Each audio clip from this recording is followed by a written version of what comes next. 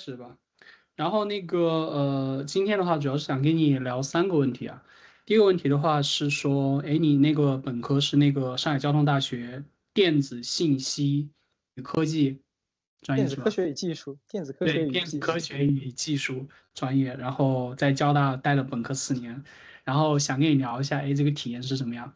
然后可能包括会往前延伸一点，包括你高中的一些经历，我们可以顺便在这一块儿聊。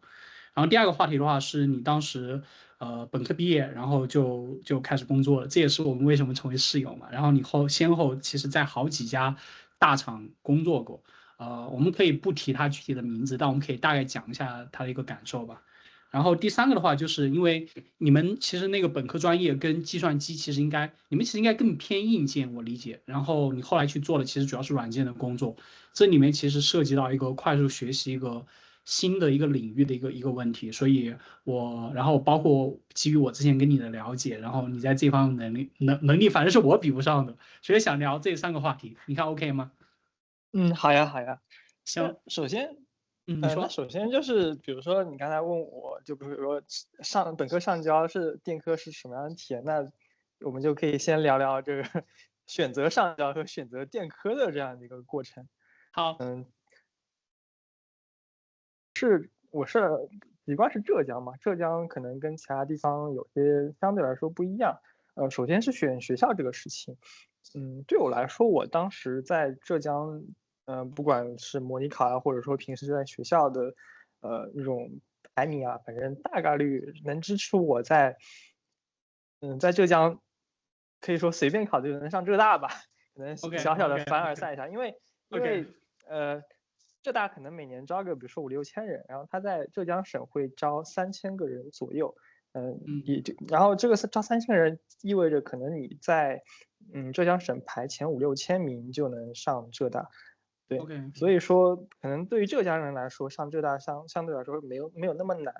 那么在在中国比浙大好的学校其实是比较有限的，对吧？就可以说，比如说像清北复交，可能还有一些，比如说有些喜欢走学术路线的同学，可能还会选择，比如像中科大或者说古科大这样的学校，但总体来说范围是比较有限的。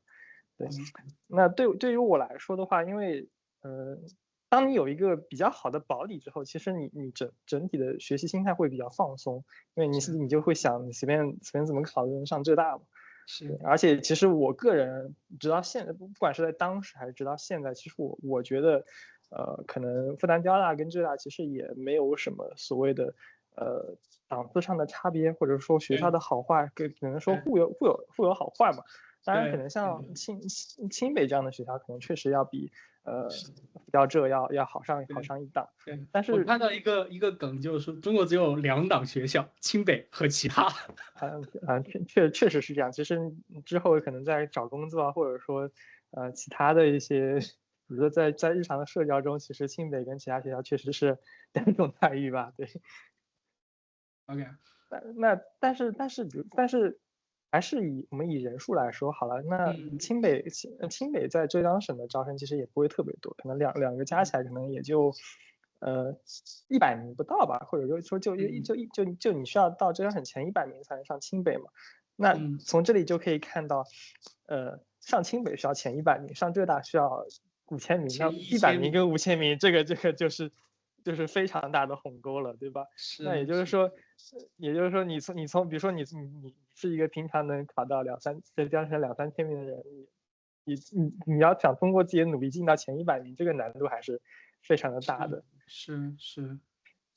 所以在这个基础上，反正我高中时候的心态就是，反正能上浙大就行了，其他就看我心情吧。到底选择，比如说那个复交还是浙大，这个看我心哎，情。那我能问一下吗？就是我嗯。知道，就是清北是要上前100，就是你当时是否甚至产生过念头说，哎，我反正浙大保底，我要不要拼一下或试一下那清北？有过这个想好。法吗？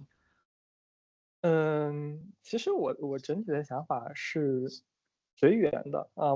因为我当时高中参加过那种学科竞赛嘛，我也去啊。过北大那边，可能那边学习过1个月，就也算是体验过，比如说北京这个城市，或者说清北的整个的学校的环境，就还算是体验过的。我个人其实不太喜欢去北方，就是即使比如说我真的因为气候吗？反正就是住不惯吧，对。但学校肯定是非常向往的，但是我对比如说在北京生活这个事情是有抵触的。我理解。对，所以我从自己的心态上，我就没有非常想要说一定要上清北。另一方面，我自己其实是一个相对比较懒散的人，就是我会希望，就比如说我也会去考虑一个 ROI 的事情嘛，怎么说呢？对。就比如说我其实，比如说像一台发动机，我不会让自己处于那种满载或者说超负荷运行的状态。对，我可能就是比如说像 CPU 的芯片跑到80%，我就觉得差不多，这是一个相对比较合理的载。对我来说，可能我的身心消耗都会比较的低，就算是在我的舒适区嘛，我就其实更倾向于在自己的舒适区去怎么说呢，去学习。另一方面来讲，其实也不是说我在我的舒适区学习，我就完全不可能上清北了。其实这个事情就是，虽然人的一生可能真正的只能比如说1次或者少数的几次高考，但比如说对我来说，可能假如说真的，比如说在不同的平行时空有那么100次、1000次高考，可能我确实有个200-300次我是能考到清北的，我不排除这样的可能性。是，反正。对，但反正在我们所处的这个宇宙中，我这次就是没有考上，那没有考上就没有考上呗。对，对，只是我觉得我是怎么说呢？有机会能考上，但我不是说我一定要强求自己一定要考上清北。了解。然后刚才我们提到，就是按照你当时高中就是浙江的你当年高考的一个情况，就是上清北要在浙江省大概前100名。然后上浙江大学大概是前3000名，可能要1000名、5、6千名。其实，不管是在当时还是现在都是。上交大有多少名？这个说起来就更复杂一点了，因为当年在我们那边政策有所谓的什么3位一底，或者说类似于自主招生政策，这2种政策都有。当然现在可能变成了什么，我了解了一下，可能像什么强基计划呀，或者也是类似于自主招生这样的事情。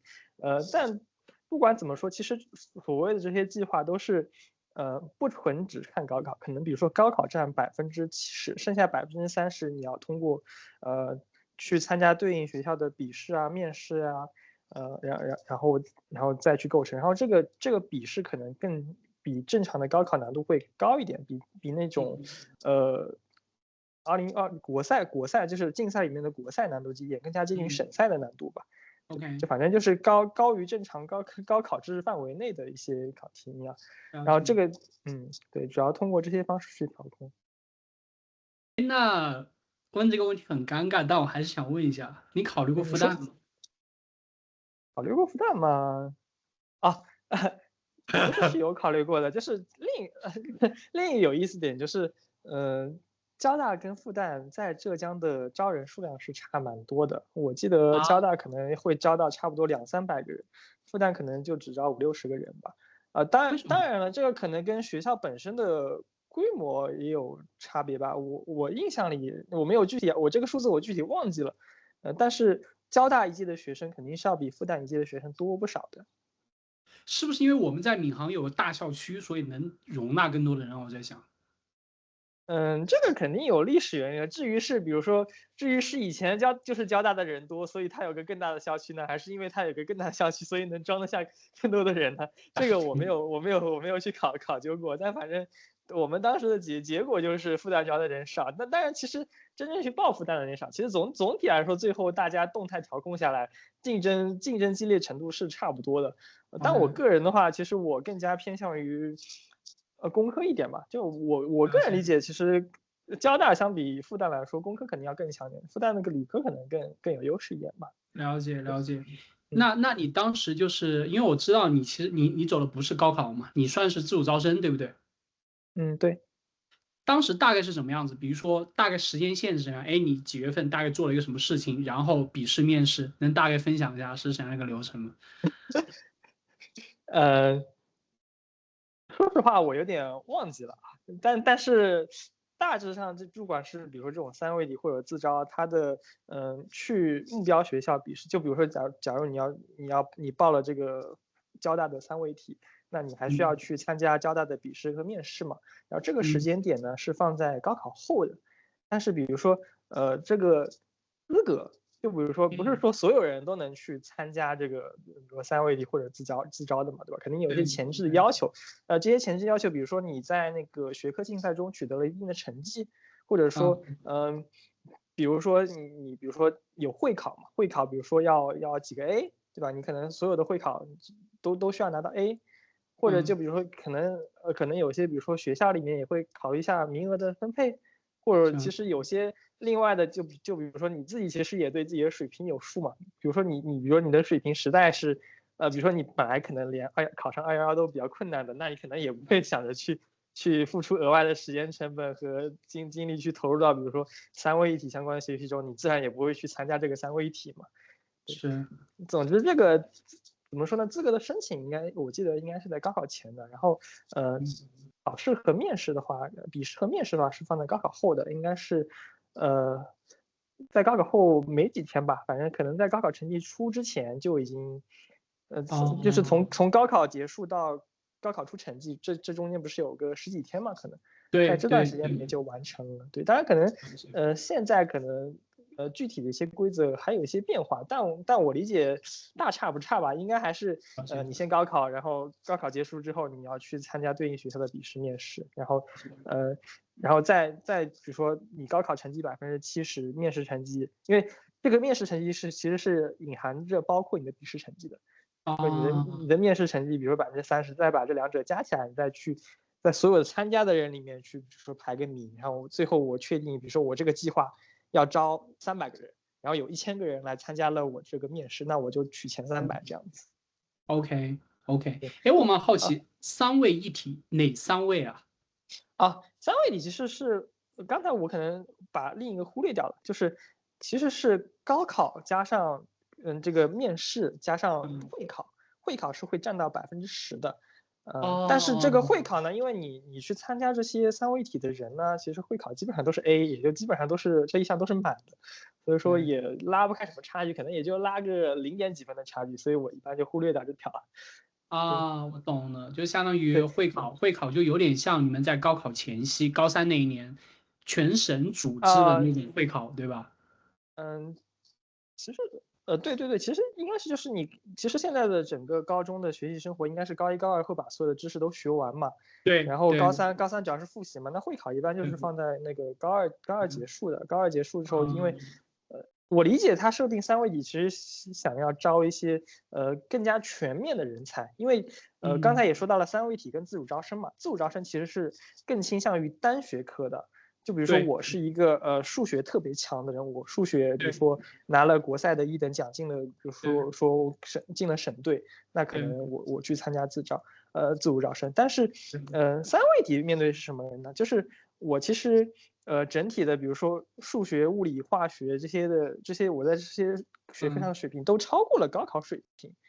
对吧？但是我又没有到，比如说没有强到，比如说某一个特别强的竞赛，比如说拿1等奖的程度，对吧？但是我整个人的，比如说这些理工科整体的素养是更高的，也是为什么就是这些高校要通过三位一体自招去，怎么说差异化的去遴选出一些学生吧？对，因为他可能觉得，因为现在整体，因为我说实话，我觉得高考整体的难度或者说区分度是在降低的。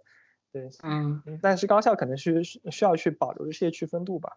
对，然后为什么有会考呢？可能会考它更全面的，因为刚才说了是希望更全面的人才嘛，其实它可能不仅需要数理化，可能你在其他的包括政史地呀，还有像是一些什么通识教育啊这些，或者语文英语这些基础的学科上也都能有不错的水平，也都或者说至少是及格线以上的，所以他把这个会考也放进来了，是我理解的。我理解了，就是相当于简单来讲的话，三位一体其实选拔的还是一个更偏综合的，对吧？它可能没有一科非常的强，但它总分加起来可能会比较强的一些同学。类似于这种。是的，是我理解三位一体其实就是希望去筛选出综合素质相对来说更优秀的同学的。了解。然后那个自主招生就是某一方面单点比较强的同学。对，可以你这么理解。你当时算是哪种啊？我当然，我这种属于是贪大典型人才，啥都会一点，当然是得三位一体了。那相当于你还是参加了高考，对吧？因为你是高考结束后的几天。其实自主招生也是要参加高考的，只是自主招生可能更多的是比如说降20分啊，降60分啊，降1本线啊这些不同单位去。对，而且其实自招也不仅是比如说学科竞赛，其实还有一些像高水平运动员呀，那个包括有一些艺术类的一些自招也都有的。对。之前我在学校的时候，就是那个就是有个同学我请他教我学游泳，他就是你们浙江省之前在游泳的省队，退役以后就去安泰了。对啊，挺多这样的。浙江省游泳氛围，游泳还是怎么说底子比较厚的。是的，蛮有意思的。然后我大概了解了。然后那我就很好奇，就是我之前我们一起住的时候聊了蛮多你高中的那个状态嘛。你是属于从小到大成绩都一直在班上不错的那种同学，还是上高三突然？因为我这两种同学我之前读书的时候都见过，就突然上高三就突然变得很突出的。你算哪一类同学？我算是一直成绩好的同学吧。但说实话，我其实没有见过高三成绩突飞猛进的。是吗？因为另一方面，其实我觉得其实我觉得从你这个定义上来讲也不太可能。因为比如说我们班当时是比如说是市里面最好的学校的实验班嘛，对吧？那你能上市里面最好的学校，那意味着比如说你在比如说你在初中这段学习或者在中考这个时间点上，你就不是说成绩不怎么样的，你就成绩也是比较好的那一类了，对吧？那所以说在这个，然后你要进实验班，你本身又是考上最后重点高中里面，然后又被选了一次，又是里面比较好的那一部分。所以我觉得我其实不太能理解你说的就是本来成绩一般般，突然突飞猛进，我觉得其实不太成立啊。我说的那个我可能没有表达清楚，因为我之前的一个经验就是我高中3年，就是有些同学在高考发挥的很不错，但是他刚上高一的时候，这个同学给我的印象，或者这几个同学给我的印象，不是高一我们刚建班的时候就已经非常显眼的。我可能想表达是这个意思，就比如说我高一刚建班的时候，会有几个同学非常的突出，其他同学也不差，只是对吧？就像那个伊阿宋的那个船一样，把50个希腊英雄都塞一起，然后就是那种感觉，知道？就是不是说他们不好，而是说大家都放在一起的时候，刚开始没有那么明显，在班上可能显得一般，但是高考的时候可能突然就变得，比如说前几，我可能想表达这个意思，对。那这个肯定有，这个我不如打个比方好了，你就比如说，你说高考，比如说就像开车好了，开车高考，比如说要比速度，比如说高考考到好学校要跑到100千米每小时，对，有些同学呢可能加速度比较快，他可能在高一的那段时间他就能很快的达到这个速度，但有些同学可能加速度比较慢。它可能需要很长的时间才能达到最高的速度，但它其实是比较稳定的，它就是能稳步上升的。所以我觉得你说这个情况确实是存在的。当然在我们那个班里面，这种情况是不太有的。对，了解。相当于你们班那班的那个，相当于高一刚建班比较头部的同学，在高三结束的时候，基本上还是头部的同学。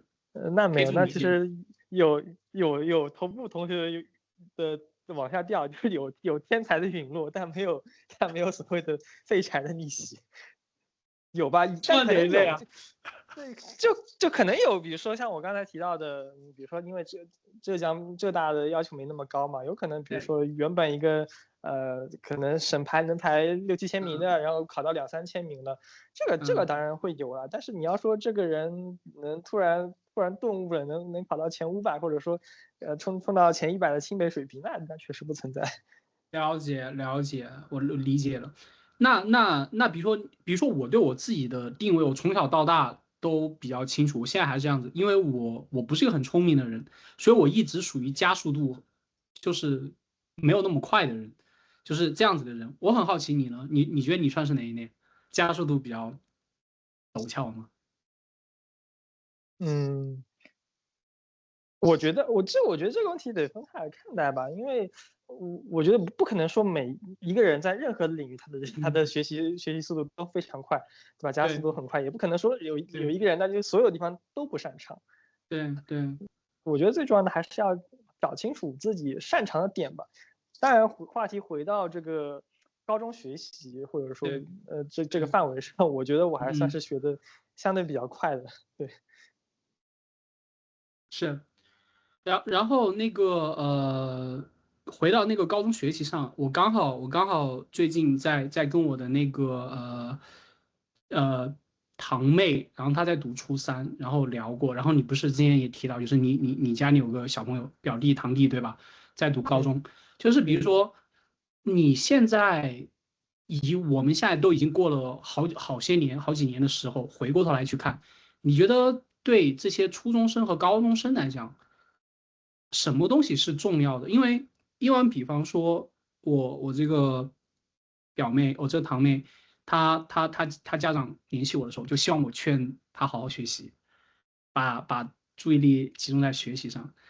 我觉得学习当然很重要，但是还有很多东西也很重要，比如说他真正喜欢什么东西，对吧？比如他喜欢画画，那其实画画也很有前途，将来去游戏公司做个设计师，我觉得也很好啊。就是你现在回过来想，比如说你给那个时候的小朋友，或者甚至你自己建议或者一些分享，你会有什么想分享或者你想说的东西？嗯，其实我觉得这个还是因人而异吧，但总体来说，呃，我觉得就不管是初中也好，高中的小朋友，其实可能最大的问题在于他们没想清楚自己，比如说5年后，比如说5年后要去读什么样的大学，10年后要去从事什么样的工作，这个他们肯定是没想清楚，或者说也很难想清楚的。那嗯在这个一个没想清楚的情况下呢，我觉得保持局部最优解，保持当前这个情况下自己处于一个做什么嗯都还可以的一个这样的一个情境是比较好的。就比如说有个小朋友，他可能觉得自己很有艺术天赋，他画画很好，然后呢他文化课水平呢也还可以，那在这样的情况下呢，那就只能说两者并行吧，对。就是不要说完全的就埋没了自己的这个艺术天赋，但也不能说我把学校的东西完全抛在一边，对。但是了解如果说，但是这是在你没有想清楚的情况下，但是比如说，如果嗯你真的就认定了自己要走比如说艺术生这条路，那你就全情投，然后把文化课搞到艺术生需要有的水平，就是保底的那个水平，你能过最低线的那个水平就可以了，对。了解，但我相信大部分人，包括我自己，在初中、高中的时候，还是那种其实对未来想的不清楚，对吧？就是信息有限，很难做一个决策。对，那其实一个是信息有限嘛，另一方面，比如说小朋友，就比如说初高中生这个阶段，他本来就嗯可塑性就是比较强的，他确实嗯可以，就像那些干细胞没有分化的状态，它就是可以往各个方向去分化的。这其实我觉得，比如说在一个良好的环境下，他可能往 A 方向能走到一个很好的结果，往 B 方向也可以走到一个很好的结果，对。嗯，对，了解。那其实我们需要做，或者说家长们，或者说老师们需要做的，其实是更好的去引导他们。对，对，然后其实我一直不太喜欢，或者也许因为我现在不是父母，所以我可能不是特别理解父母的感受，但嗯，是反正我挺不喜欢的就是父母说，哎，你要好好学习，你要好好学习，把时间都花在学习上。我我不是特别喜欢这样子。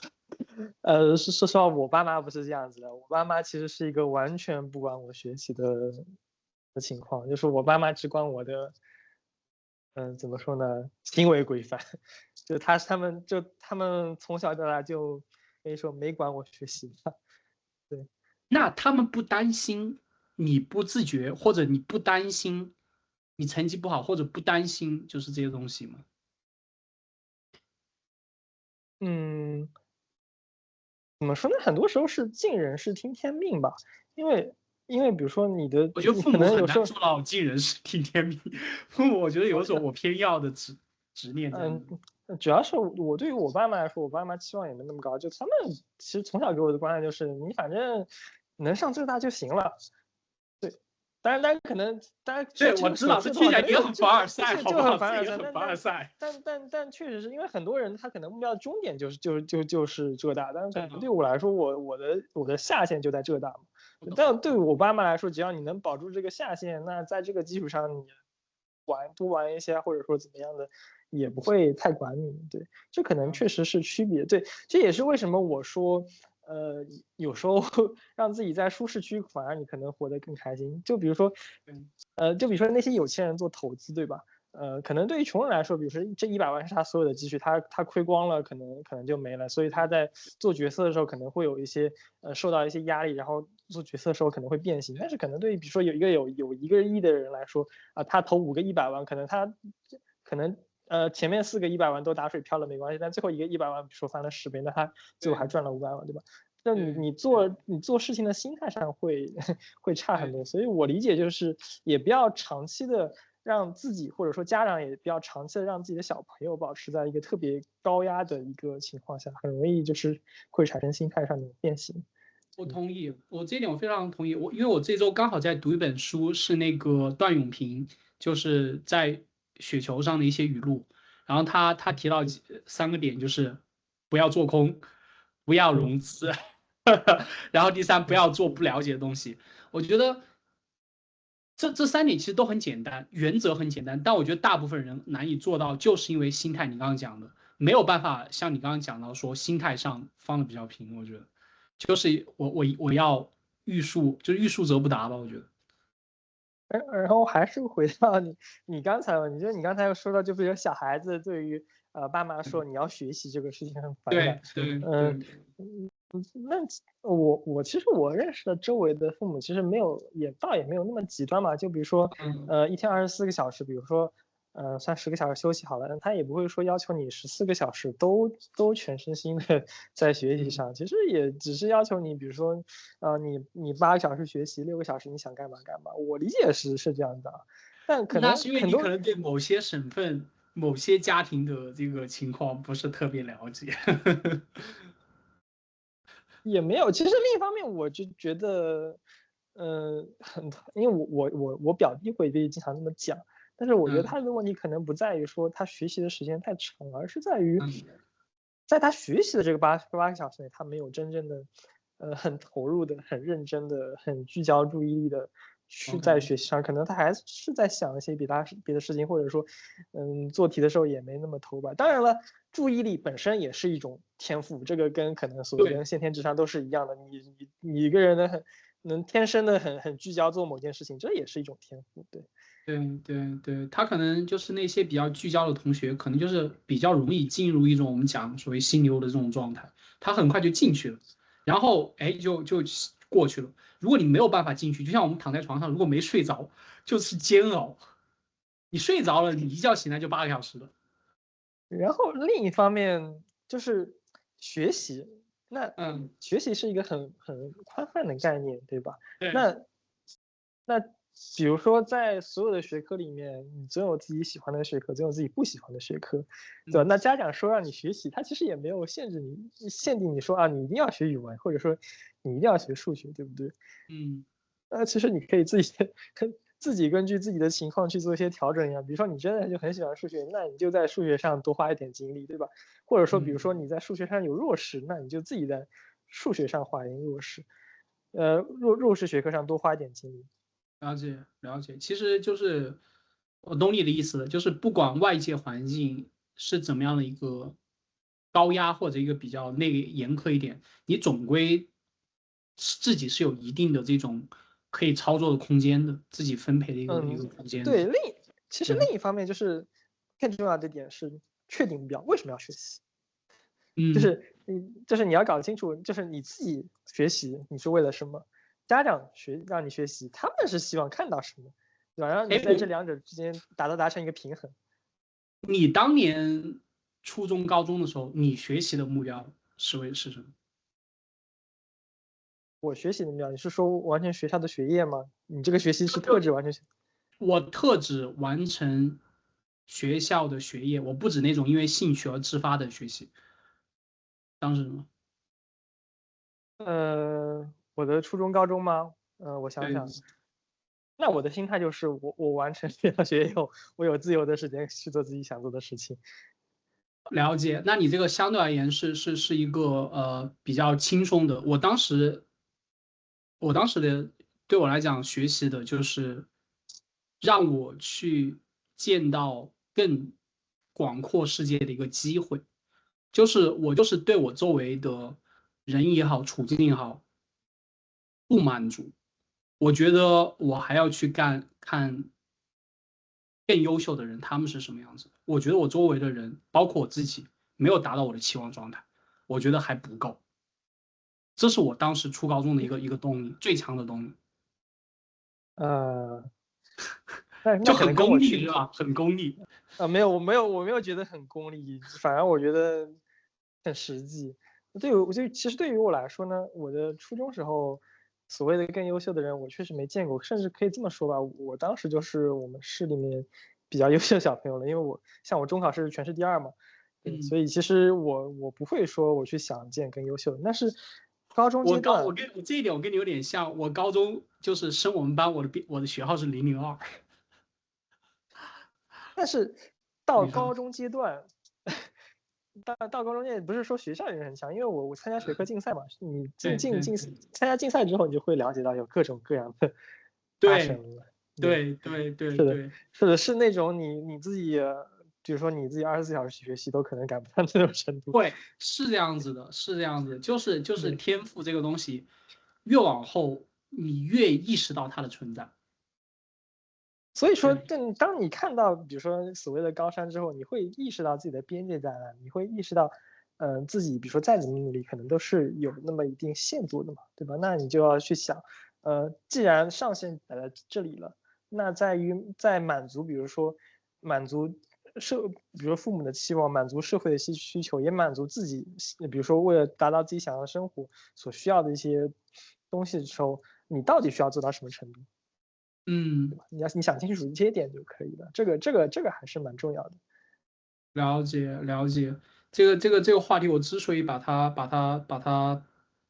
特地把它延伸的比较大，我们现在还没开始聊交大，就是因为我想，就是我们两个不太需要重新想这个问题，但我想也许将来会有别的小朋友，初中生、高中生，也许会有机会看到我们两个现在的录的这个谈话，然后真的就是我自己的时候，我不知道你那个时候怎么样，反正我当时读初高中的时候，可能好像没有手机，所以其实不太有机会去接触到那些比我大几岁的一些师兄师姐，他们怎么看待这个问题的。所以我还是蛮希望有机会，就是那些比我们小十几岁的小朋友能有机会看到我们两个的一些想法的。虽然我觉得不一定是对的，真的。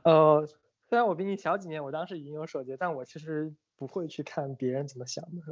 但我自己是一个比较有个性的人，我自己不会去说，不会去想着说师兄师姐怎么做，让我。当然我可能会，比如说，如果我真的了解到这些信息了，我可能会把它作为一个我的知识库，然后我再去做决策。但是我本身其实我属于是即使没有这些信息，我也能自己做决策的。对我 get 到你的那个点，但是多一个对吧？就是兼听则明，偏信则暗嘛。就是我觉得多了解一些信息源，这个信息源不一定是适合我们的，但是我觉得总归是多了一个维度来看问题，对不对？就像一个多面啊，体，对吧？它我可能会没有没有，我不是在否认你说这哦一点。不不不，其实我理我解你的意思。想就是我之所以不想听这些，比如说别人，或者说我觉得其实没有那么需要听别人怎么样，是因为每个人的情况是差很多的。一个对是每个人的，首先他的天赋树上点的点是不一样的。对对对对另一方面，可能每个人天赋不一样，每个人的最终的目标也是不一样的，他想要的东西也是不一样的，对吧？对然后每个人的成长环境或者外界能给予的条件，不管是学校或者家庭，这些都是不一样的。那所以这些变量实在是太多了，多到以至于，别人的经验即使看起来跟你很相近的、心理很相近的人的经验，放在你身上可能就是没那么有效的，就有时候可能甚至会造成一些误导。所以我觉得其实还是需要个人把自己这个事情想清楚。就是我觉得可能去构建个人思考未来、个人思考，比如说自己接下来怎么做这个事情是更重要的。但是去了解别人怎么做这个事情反而是没那么重要的，就可以理解成打鱼和吃鱼的区别，就是不用吃那么多的鱼，但是你要知道怎么去打这种鱼，怎么去打另一种鱼。了解，就是只是说可能在你掌握打鱼技巧之前，你可能会有一个先看别人打鱼的一个过程。对，这是当然的。对，行，这个，我们第一个话题是聊交大的，然后这里我把它我认为已经聊了够多关于高中就是高考之前的事情，我觉得到这里就可以了。然后聊聊在交大4年有什么感受。如果有，比如说你先形容一下你最强烈的感受是什么？就你在交大待了4年感受怎么样？最强烈的感受。比如说我觉得就校园很漂亮，这是我一个最强烈的感受，就是我觉得闵行很漂亮。可能因为我住的，就是可能因为我主要待也就在交大，其实我没有特别的感觉吧。但整体交大给我的，我现在想起交大能给我感觉就是相对还是比较务实的。务实，你指的是学术风格，老师同学给你的感觉吗？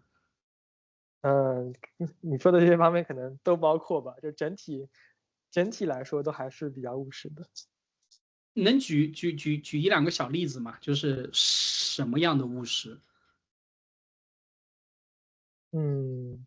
可能主要是对比吧，因为其实前段时间有朋友跟我聊到底选交大 MBA 还是复旦 MBA 这个话题，然后也跟着去听了几场讲座吧，就感觉相对而且那个朋友也跟我分享了，比如说交大老师是怎么跟他沟通的，复旦老师是怎么跟他沟通的。交大老师就相对来说会，比如说会去了解你，比如说你之前就会问的比较细，比如说你之前的个人的学习情况啊、工作经历啊是什么样子的，然后呢你的期望是什么样子的。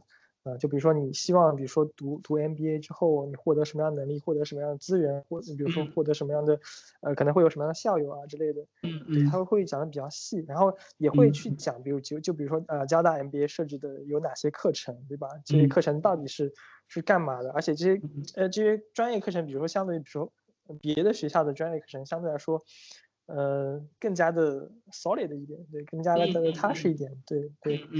对，我当然这是一个小的侧面吧。对，然后整体，因为来说就是一个偏，或者说主要就是工科的学校嘛，那工科工科主要还是需要落地到实处的，对不对？不可能说纯理论的虚无缥缈的在里面讲。所以整体来说，交大就是比较务实的，给我的感觉。对，我知道，就是你知道，就是我们好些城市有这种所谓的同城双星的学校，就是2所学校，就是经常被拿过来做比较，而且往往是一座工科氛围浓，一座那个就是文理的氛围浓一点点。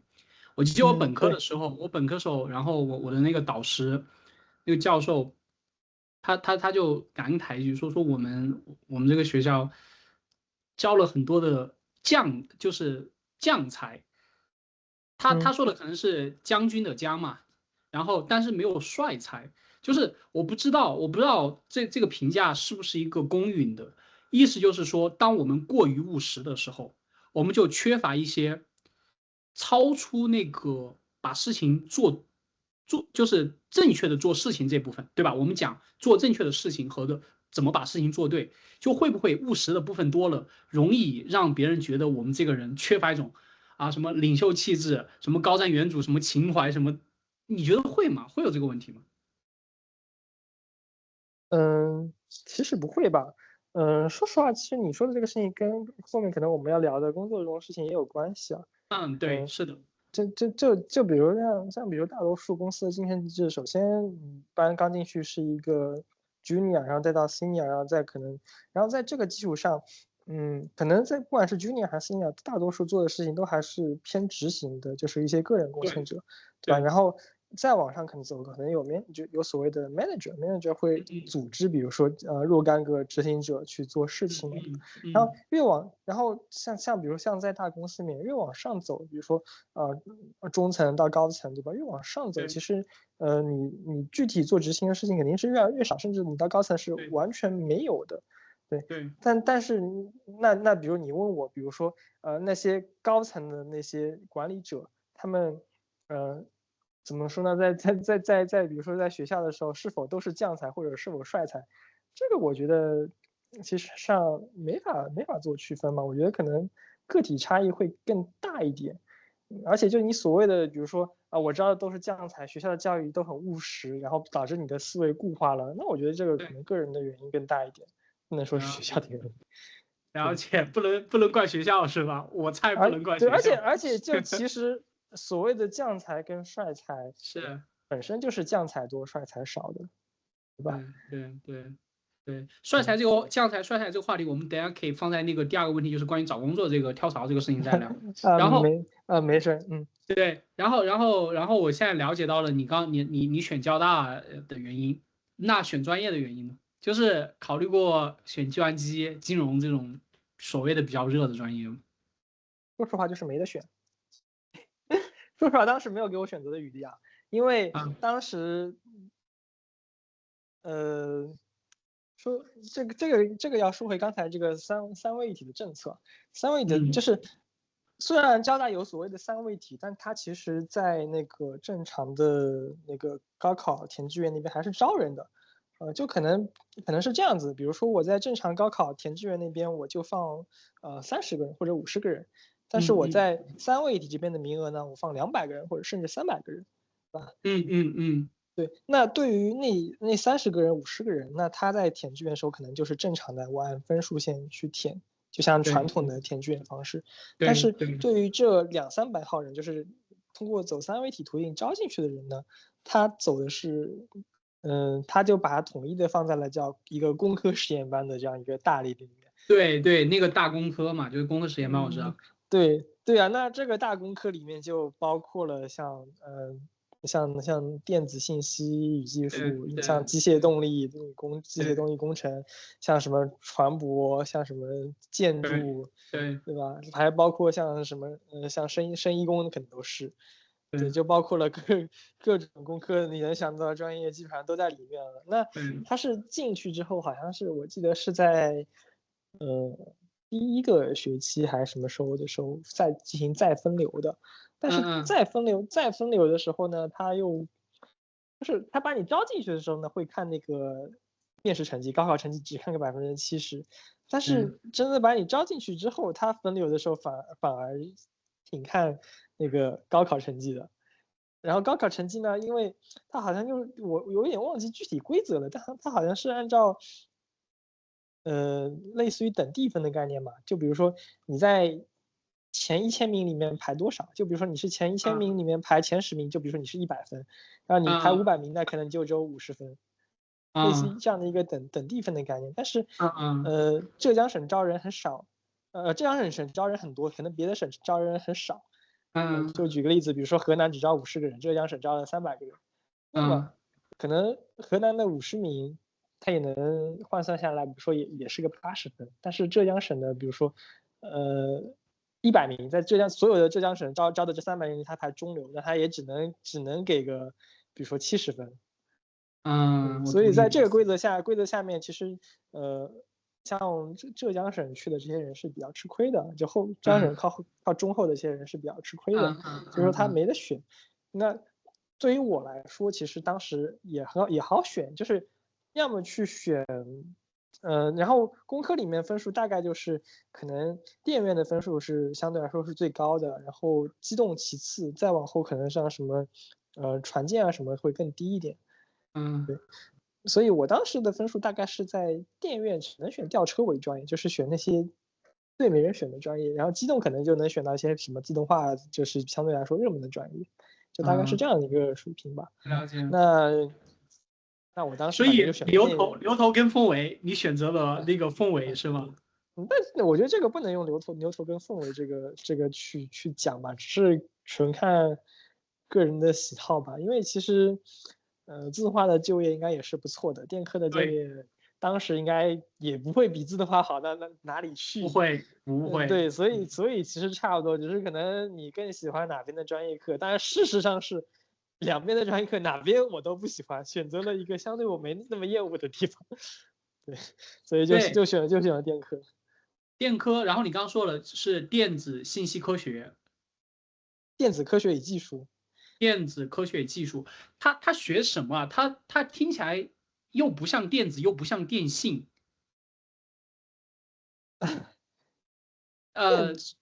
对，你们主要学啥？通信，然后或者微电子、电路板，就你们学啥？其实更加偏向于通信吧，就是会有一些什么信号，那个什么数字信号处理、数字信号处理、微波。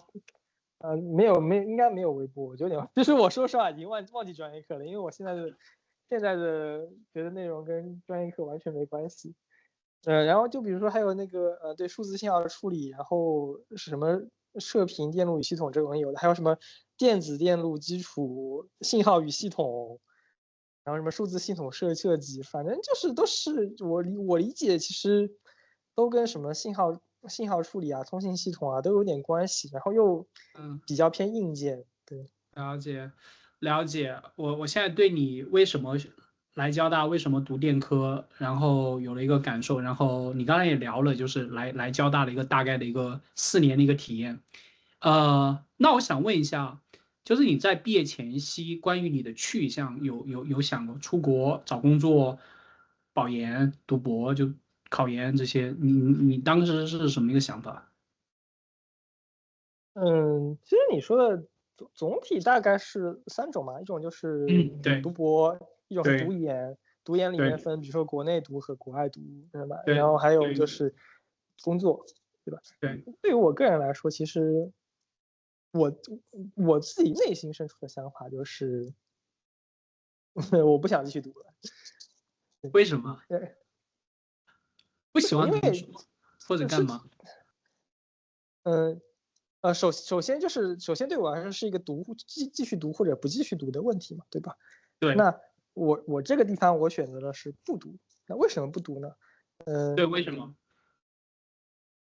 读的话，我读的话那就是选择读博或者读研嘛，对吧？对。然后读研对我来说，我个人当然是纯个人观点，我觉得读研是一个性价比非常低的事情，或者说我觉得读研是一个其实没太大用处的事情。我同意，这点我同意。我比较担心我会冒犯到你，或者冒犯到其他听到我说这话的人。我同意。对，我同意。对，然后所以我反正就是纯个人观点，我先就插好这个标。那么就是其实就是读博，但是我个人觉得，我是一种，我前面也讲过，我是那种贪大品型的人才。其实我不会说我在特别的某一个方向上去投入非常多精力去学习，而且怎么说呢？读博的话，可能对我来说可能需要走学术路线嘛，但是我想了想，我对学术路线好像没有那么的热爱，对，还是选择更多的学以致用吧，从工作中去学习。了解。你说读博这个事情，我感受是特别深。为什么？因为我家里人的原因，然后一直给我一种读博的一种诱导，说，哎，你要不读个博士吧？哎，你这个怎么样？我听过一个比较伤人的说法，就是你之所以找不到工作，就因为你不是个博士。你肯定知道这句话是不太对的，是有失偏颇的。但是我没有，其实我反而觉得这句话有点道理。可能就是因为其实说实话，现在怎么说呢？国内的研究生扩招了几轮之后，研究生其实是非常没有区分度的，因为是的，这个东西你抛开研究生跟本时代看科生没有意义。不是，对我觉得比如说你放20年前，比如说放2000年刚出头那会儿，那时候研究生我觉得确实还是蛮值钱的，而且就相对来说比现在这个研究生的这个求职也会顺利很多，但现在这个社会学历膨胀的一个情况下，研究生怎么说呢？因为你是研究生，人家也都是研究生，没有区分度。然后你把研究生跟本科生比呢，好像也没有什么事情说是研究生一定能做，而本科生完全做不了的，这个确实没有，对吧？我觉得，不管是在什么方面，不管是在计算机或者其他领域啊，其实也没有区分度。但是，而且大家也都常说，比如说博士毕业难，但很少有人会说研究生毕业难，对不对？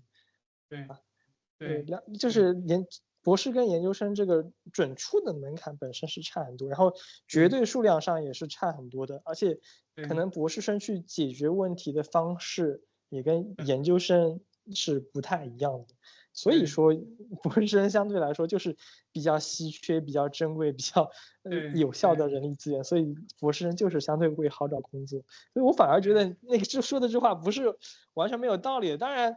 读博士的痛苦程度或者说艰难程度，应该也要远超于研究生，是远超于的。然后对我来讲，我至少我现在迄今为止没有读博，原因跟你有点相似，就是我现在没有哪个领域让我觉得我特别想把它有强烈的想把它弄得特别精深的一种愿望，不是特别有在某一个，因为我跟很多已经读完博士或者正在读博的同学交流，他们的一个感受就是说，如果你对这个做的这个方向不是很有热情，博士读起来会稍微有点痛苦。我其实理解就是去读博士，你要么就是对这专业有非常的热情，你通过自己的投入，然后你可以去获得这个博士学位，或者说达到这个博士毕业的要求，或者就是你本身在这方面确实很有天赋，你不需要有很强的热情，你只需要随便找稿，你也能拿这个博士，那也可以去读。那对我来说就是两者我都不是，所以我就不读。合理，你这个其实解释是非常充分。我上周刚跟一个同学聊天，然后他后来考研，然后主要是因为想换专业，所以你当时找工作的时候，你当时就是本科毕业找工作的时候就一开始就明确是要找就是互联网方向的工作，对吧？就一开始就没有打算找跟电科相关的，是吗？对啊，那因为就坦白讲，我大学4年成绩不好，因为我就不喜欢电科，我就不想就是奔着就是能过就行，而且能顺利能正常本科毕业就行的一个态度去读电科的，所以对，就是可能是专业课让我厌恶了这个专业，对，就也完全没有说想要继续去从事相关的工作吧。那另一方面来讲，其实在我刚入学的那个时间点，就比如说在16年、17年那个时间点，就国家还没有大力投入到，比如说一些芯片行业啊，或者说半导体行业啊，至少当时没有，可能后面我们快毕业那个时间有了，所以当时可能20年那个时间点，大家本专业的同学去找工作，应该也能找到相对来说，比如说薪资待遇水平不错的工作啊。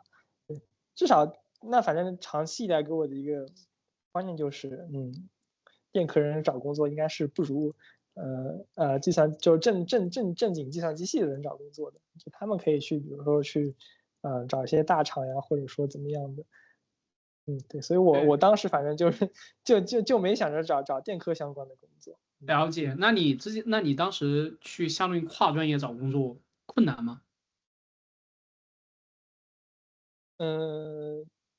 我觉得其实是困难的，对我个人来说是不困难的，因为我还是计算机的像一些专业课还是学了的，而且自学对吧？计算机的专业课自学是吧？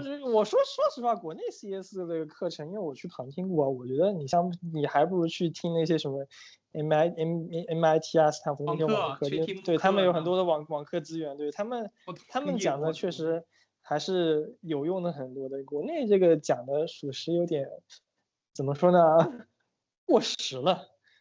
对，可能不管是教材本身，或者说教师的知识库存，或者说整体的一个教学体系都是比较过时的。可能放20年前还够看，放现在看，确实有点和当前业界或者说业界在用的脱轨了，就这么讲吧。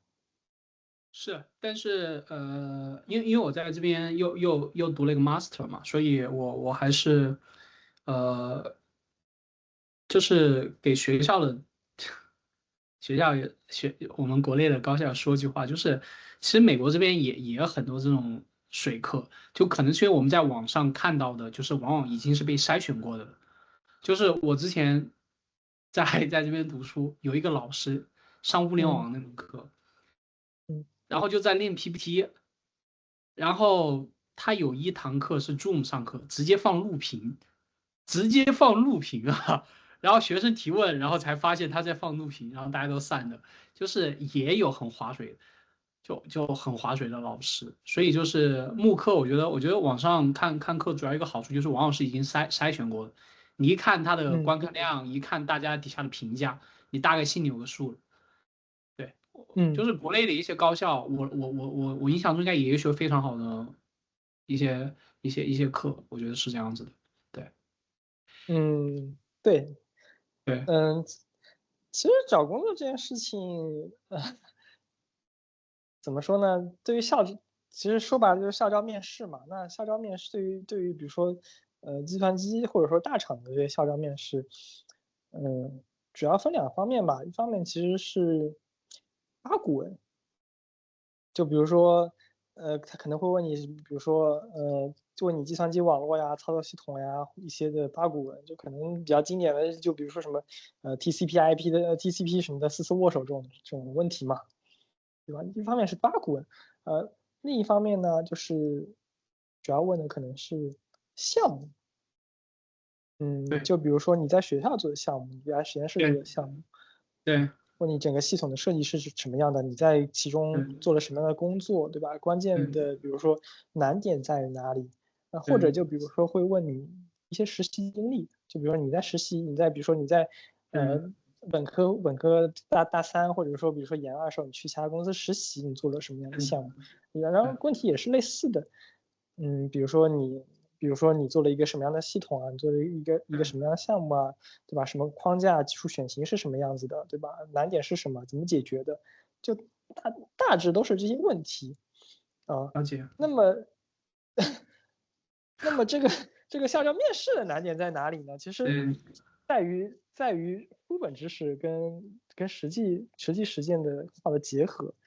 嗯，就其实如果说你是纯背八股文的话，就是你是没有什么区分度的，就是你不能比如说有一个岗位，比如说10个人面试，大家都说八股文，你比如说问的问题可能是一样的，但你的回答方式才能区分你有别于其他的10个人。可能比如说你能把八股文里面知识和你在比如说实际项目中的运用的知识相对来说比较好的结合在一起。就比如说我在项目里遇到了什么问题，它本质上是什么啊？本质上可能就是比如说我八股文里面提到过一个点，甚至比如说你可以去诱导面试官去问，或者说你就把这个事情往那些八股文上说，然后反正总体来说就是要给面试官一种你有学以致用的那种了解能力。体现。因为其实对于面试官来说，你所有的能力放在工作中都是不够格的，对吧？你是一个学生，人家是现实的工作场景，你反正你其实是张白纸，他其实需要的是你的可塑性。对一方面需要你，比如说你有足够多的为什么要问你八股文？是需要你有足够多的知识储备，对吧？你这些所有的相关的东西你都有了解，不会出现比如说我之后工作中跟你沟通某个事情，你完全不知道我在说什么，对吧？首先你要有一个良好的底子，另一方面就是学以致用能力，然后你有了足够多的知识储备，但是你不能像赵普一样纸上谈兵，你要学以致用。对，所以你要把书本知识跟项目中实际运用到的，或者说遇到的问题比较好的结合。对。了解然后了解。既然我们现在聊到你说。好，既然我想说，既然我们聊到那个找工作了，那我们就开始第二个话题嘛，就是关于找工作这一块。然后你刚才其实提到了就是校招的一个大概的一个流程，对吧？然后你可以先把校招的，就是你当时比如说面试的一个感受讲完，我们可以再进入社招那个部分。你继续。其实说我的校招其实没有太大的普遍性，因为正常的校招可能是比如说在那个大四上或者研三上的那个秋天去秋招嘛。研二的其秋招。实流程是这样子，就比如说你是第2年的，比如说本科，比如说或者我们直接按月份来看，比如说你是第2年的6、7月份毕业，或者比如说你是研究生，可能你3、4月份就毕业了，那你需要在前1年的10月份或者9、10、11月份你去参加秋招，然后来拿到一个正式的 offer。那因为现在相对来说竞争越来越激烈嘛，其实很多时候需要你去参加实习。那实习的话需要你是9、10、11月份去秋招，你可能再往前推，在那个暑假时间点，在7、8月份你需要去参加暑期实习。那暑期实习的面试是春招，所以再往前就在第1年的那个3、4月份你就得去实习。对，所以对于现在的学生来说，可能完整流程是你明年毕业，你在头1年的春天你就得去投实习，然后在头1年的秋天去投秋招，然后最后获得一份正式的工作，甚至你可能再往前要多参加几份实习。对。但对我个人来说，其实我是相对来说还是不太一样的，就是我其实本来有打算出国吧，但当时碰上疫情，再加上家里的一些事情嘛，所以就临时决定找工作。我没有参加任何的实习，也没有参加过秋招，我甚至就是我是20年的7月份毕业的，我面试就是当我要去面试的时候，可能都已经是20年的4月底了，就是春招都已经结束的差不多了。对，这找工作很难的，都没什么岗位了。对，其实就是没岗位，包括我后面就是，于是我后面就是路子比较野，就直接看社招岗位，就是在那种 BOSS 直聘啊什么上面看，就是看哪些公司招人，招那种1到3年的，就是招那种 junior 嘛，对吧？然后就找 HR 聊，我跟他说，就是首先我看了他的那个 job description， 就是看完这个职位介绍，大概需要大概 get 到这是做什么业务的，对吧？首先你要去了解这个业务知识，然后还要了解它的技术要求，对吧？你需要掌握哪些能力？我看了一遍，然后就属于临时抱佛脚，先都学一遍，或者说先都复习一遍，然后我就跟 HR 说，我跟他说我是今年毕业的校招生，因为种种原因我错过了秋招春招。你看你能不能给我一个机会，对吧？然后我可以先跟你说说我对这个岗位的理解，对吧？我对你们公司或者你们这个岗位还有你们需要东西的理解，你看我理解的对不对？然后我还跟他发了很多话嘛，然后他反正看了这些话的时候就给了我这个机会。大概就是这样，就是本来是没有面试机会的，然后通过这种渠道，然后反正其他的也类似吧，大概找了可能3、4个，可能找了更多吧，找了4、5个公司，然后但是反正3个公司是给我机会了。几个拿到？然后有面的都拿到了。然后一个公司我知道，就是你后来去的游戏公司嘛，那个游戏公司。剩下2个是做什么的公司？剩下2个主要业务是什么？主要业务社交电商。有一个是你等一会儿会把这个视频往上放的平台，应该是大多数人看到都是通过这个平台看到的。OK， 那应该理解，我想应该怎么定义它？视频平台公司。OK。是了，然后还有一个是电商，就上海的电商。OK， 上海的电商我知道了，上海电商比较有名的，比较有数，我知道了，我大概 get 到了。OK。对啊。行。反正面的就其实面的过程，那其实你这3个公司的岗位都分别是什么？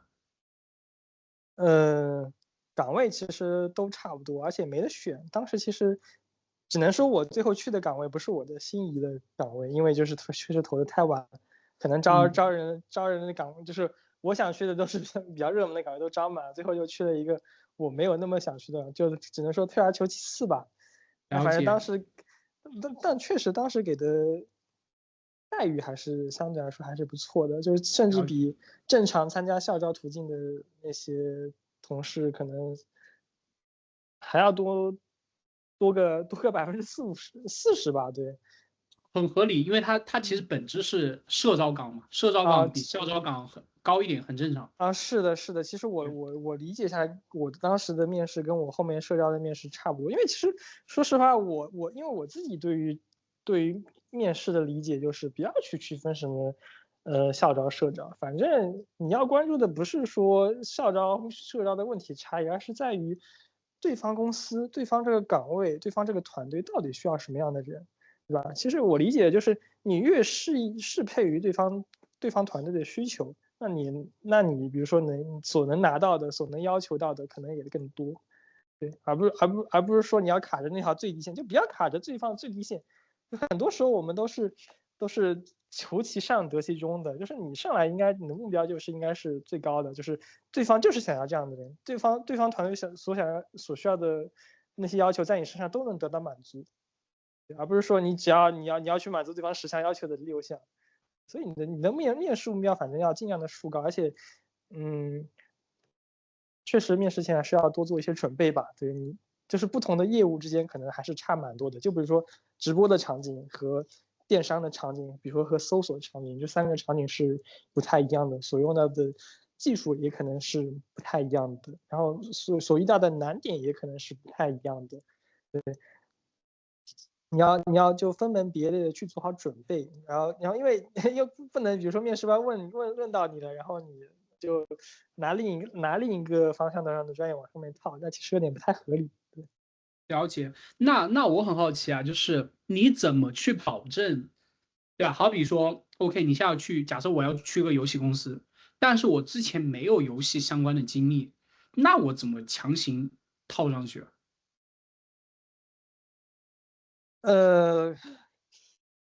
这个怎么说呢？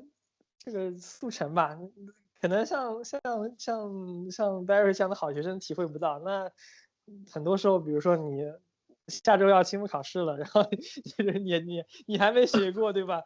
对吧？那你就人家花了16周的时间来学习，你花1周时间来学习，你多搞那么几次，这就是为什么，那不就学会了吗？这就是我为什么第3个话题想跟你聊快速学习。我从小到大就很佩服这样子快速学习的人，我做不到。你让我1个星期学完1个学期的课，我真的做不到。我知道我有些同学能做到，甚至明天早上考试，前晚上通宵复习，第2天都不睡觉，直接洗把脸就去考试，然后还不错。我真的很佩服你们这种人，你知道吧？我做不到。但其实怎么说呢？其实对于招聘去不同的公司面试和学校学东西，其实还有不一样的地方。其实可能你去准备面不同的公司，首先你要有很强大的信息检索能力，就是你要在短期内去了解这个公司的，比如说具体做什么业务，就比如说游戏，对吧？它有哪些游戏？就从它的游戏，比如说用了哪些的游戏引擎，对吧？然后比如说这个游戏的，就是说这个游戏公司的技术团队做过哪些的技术分享，对吧？他们解决了什么难点，对吧？像他们这个游戏内容可能会有面临不同的难点，就比如说怎么说呢？就比如说像 MMO，他们可能需要解决的是，比如说一张地图上我有成千上万个单位，对吧？那我怎么去解决这个性能问题？那就比如说像 MOBA 类游戏，像王者这样的 MOBA 类游戏，对吧？我怎么保证？就比如说，因为比如说比如说他是10个人在一局游戏里面，对吧？那可能有10个设备在跟你的服务器去通信，对吧？你怎么样保证？比如说A 先打了 B 一拳，B 给了 A 一个大招，对吧？那到底是谁先打到谁呢？对吧？那这里面涉及到一些动作的判定啊之类的一些东西，你要解决一些比如说网络上的实时性的一些问题，对吧？还有就是比如说你怎么保证，比如说不同不同的人的看到的画面或者说看到的动作是一致的。那像不同的游戏或者不同的类型的游戏也有很多的难点，那你要去了解，就比如说你面的这个团队他是做什么的，他要解决什么事情，对吧？比如说他这个游戏项目组是什么样的游戏，对吧？然后具体里面什么样，你要有这个的判断能力。那我能不能理解你社招，其实你根本就没参加过校招，你都是社招，相当于，那你参加这些可以面试，这么理解，对，我理解，其实都不是海投，就是按照你这样的一个调研的方法，你没有办法做海投，可以这么理解吗？对，我不会做海投，因为主要我自己面试的成功率还是挺高的吧，基本上。但有先有鸡还是先有蛋？是因为你先做了很多 research，然后成功率高，还是因为你成功率高，所以你才有时间做 research？我觉得一要有先后。是这样子，因为比如说我需要做很多前期准备的，对吧？比如说我一个公司我要准备2天，那我比如说，因为比如说你去投递的这个窗口也是有限的，可能就只有10天去投递嘛，对吧？那你可能只有比如说5家公司可以准备。首先先这样限制了，比如说投的公司是有限的，因为我对单个公司我需要去花更多的时间做准备。那第二，我的成功率比较高，比如说5家公司我都能成，或者说能成4家，那我也没必要说。没必要说我再去投别的公司，反正就按照流程走完就行了。反正我想投的肯定是我投的肯定是我想投的嘛，对吧？很多时候大家是投完之后，就比如说被拒了，那我没办法，我只能去投别的，所以说我也不需要做这个事情。那你一定能过简历关。那你简历是不是也是要针对每个公司定制？嗯，简历只能说你是这样子，比如说你把自己的简历按照比如说 STAR 法则列一下，对吧？具体做什么事情，对吧？那比如说我待过若干家公司，比如说我待过3、4家公司，每3、4家公司我都写3、4个项目，3、4个项目呢，每3个项目都写，比如说4、5个技术难点或者说亮点，对吧？那首先我形成了一个我的简历的基本的模板，对吧？那可能它上面有，比如说4个公司乘四个项目乘5个点，比如说80个点，对吧？那80个点你都写在简历上，其实太多了。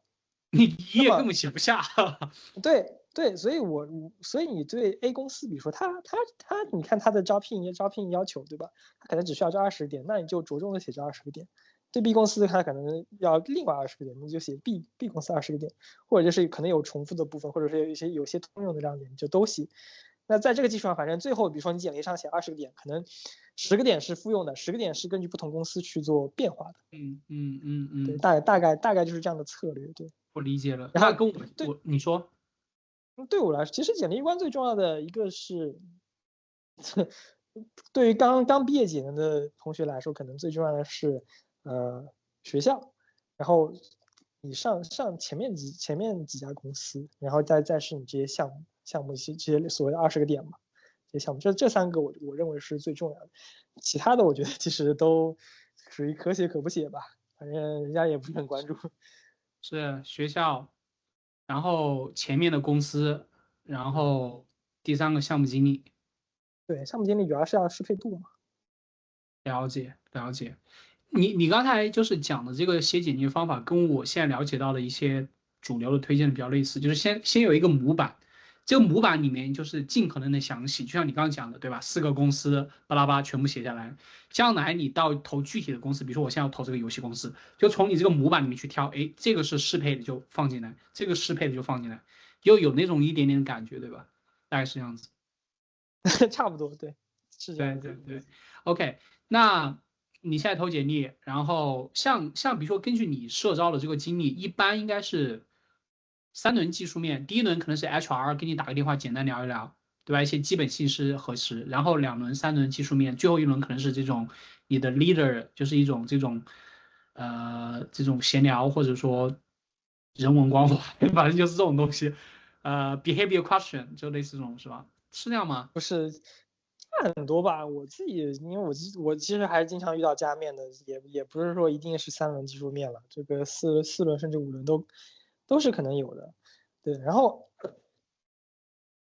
不同公司其实有些差异吧，但一般来讲，第一轮是你未来的直属的 leader，就不管他管的团队是大是小，就第一轮面试一定是你的直属 leader。第二轮呢，因公司而异吧，有些公司它会有一个交叉面的概念，就可能是跟你，比如说是跟你的未来的直属 leader 差不多的，他另一个团队的直属 leader 来做你面试，也可能是你的直属领导的加一，就是你的大领导来面都有可能。对，然后再往后就第三面基本上就是更往上的，可能比如说是直属领导的加二，或者就是比如说像部门的总监，或者说一些什么，当然可能有各个地方的叫法，反正就是更高的领导来面临。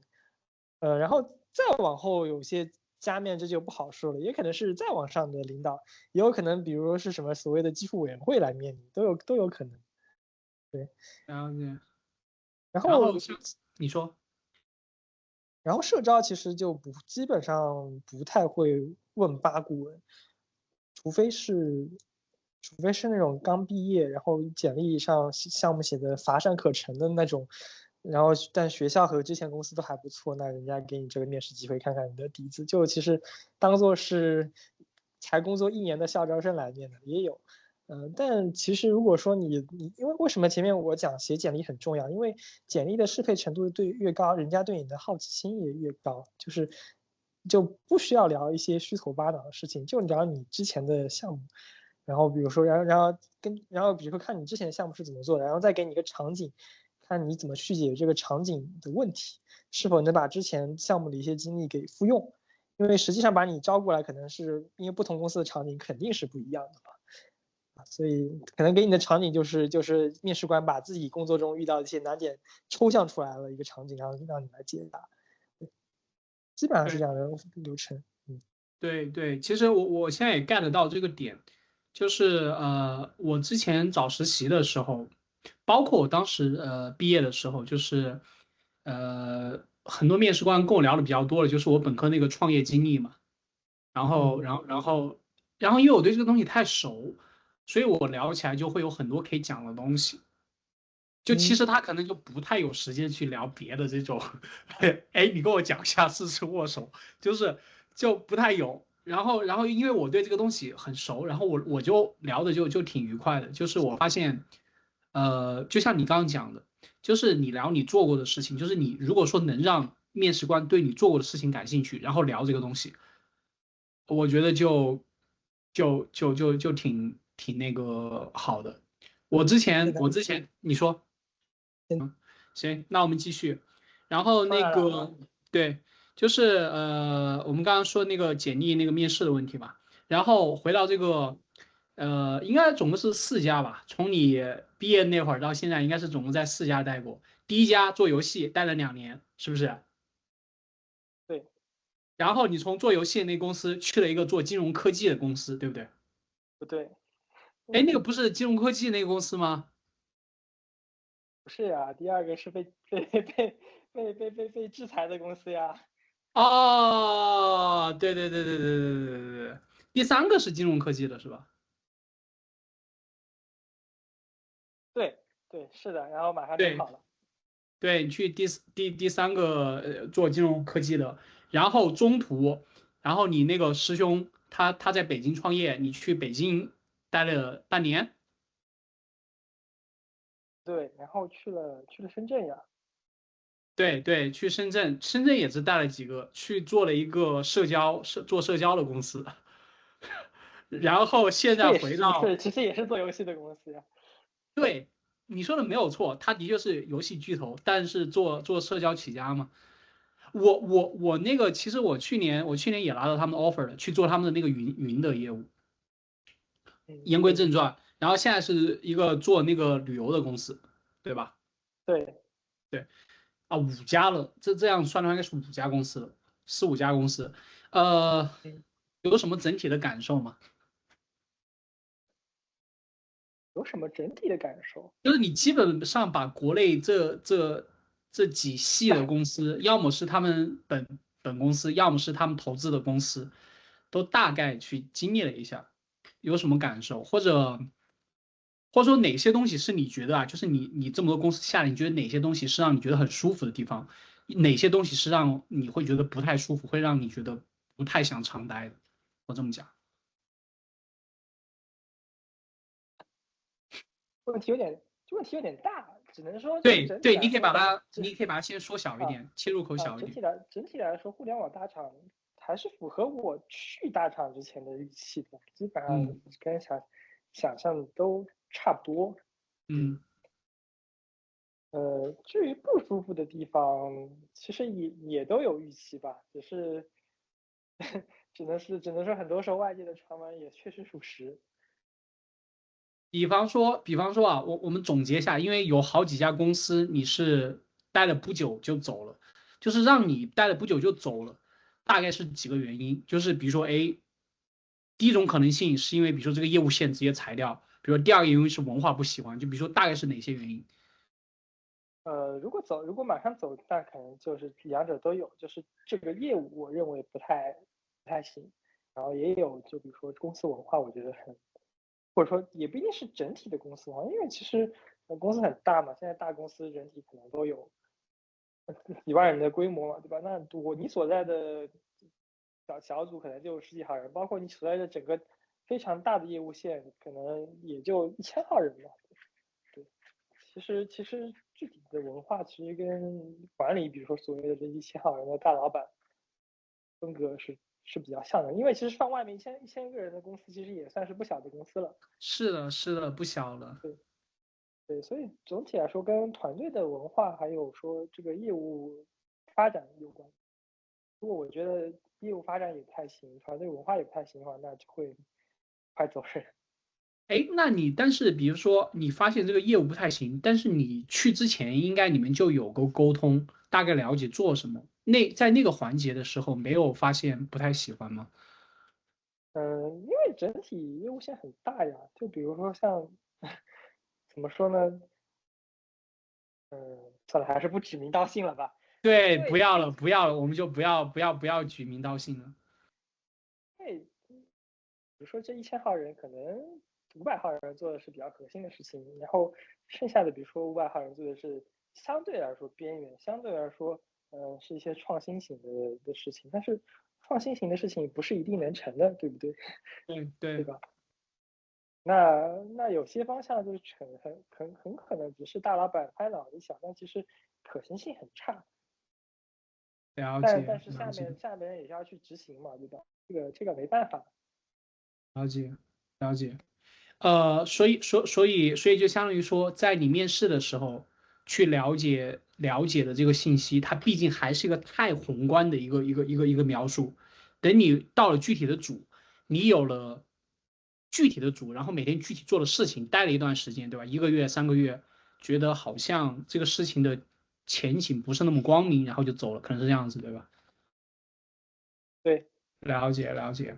然后关于你这里面的这好几个公司，我最想聊的是你的第一个公司，因为你待了2年嘛，快2年，嗯嗯对吧？然后而且是游戏公司，你知道吗？我以后有点想去游戏公司。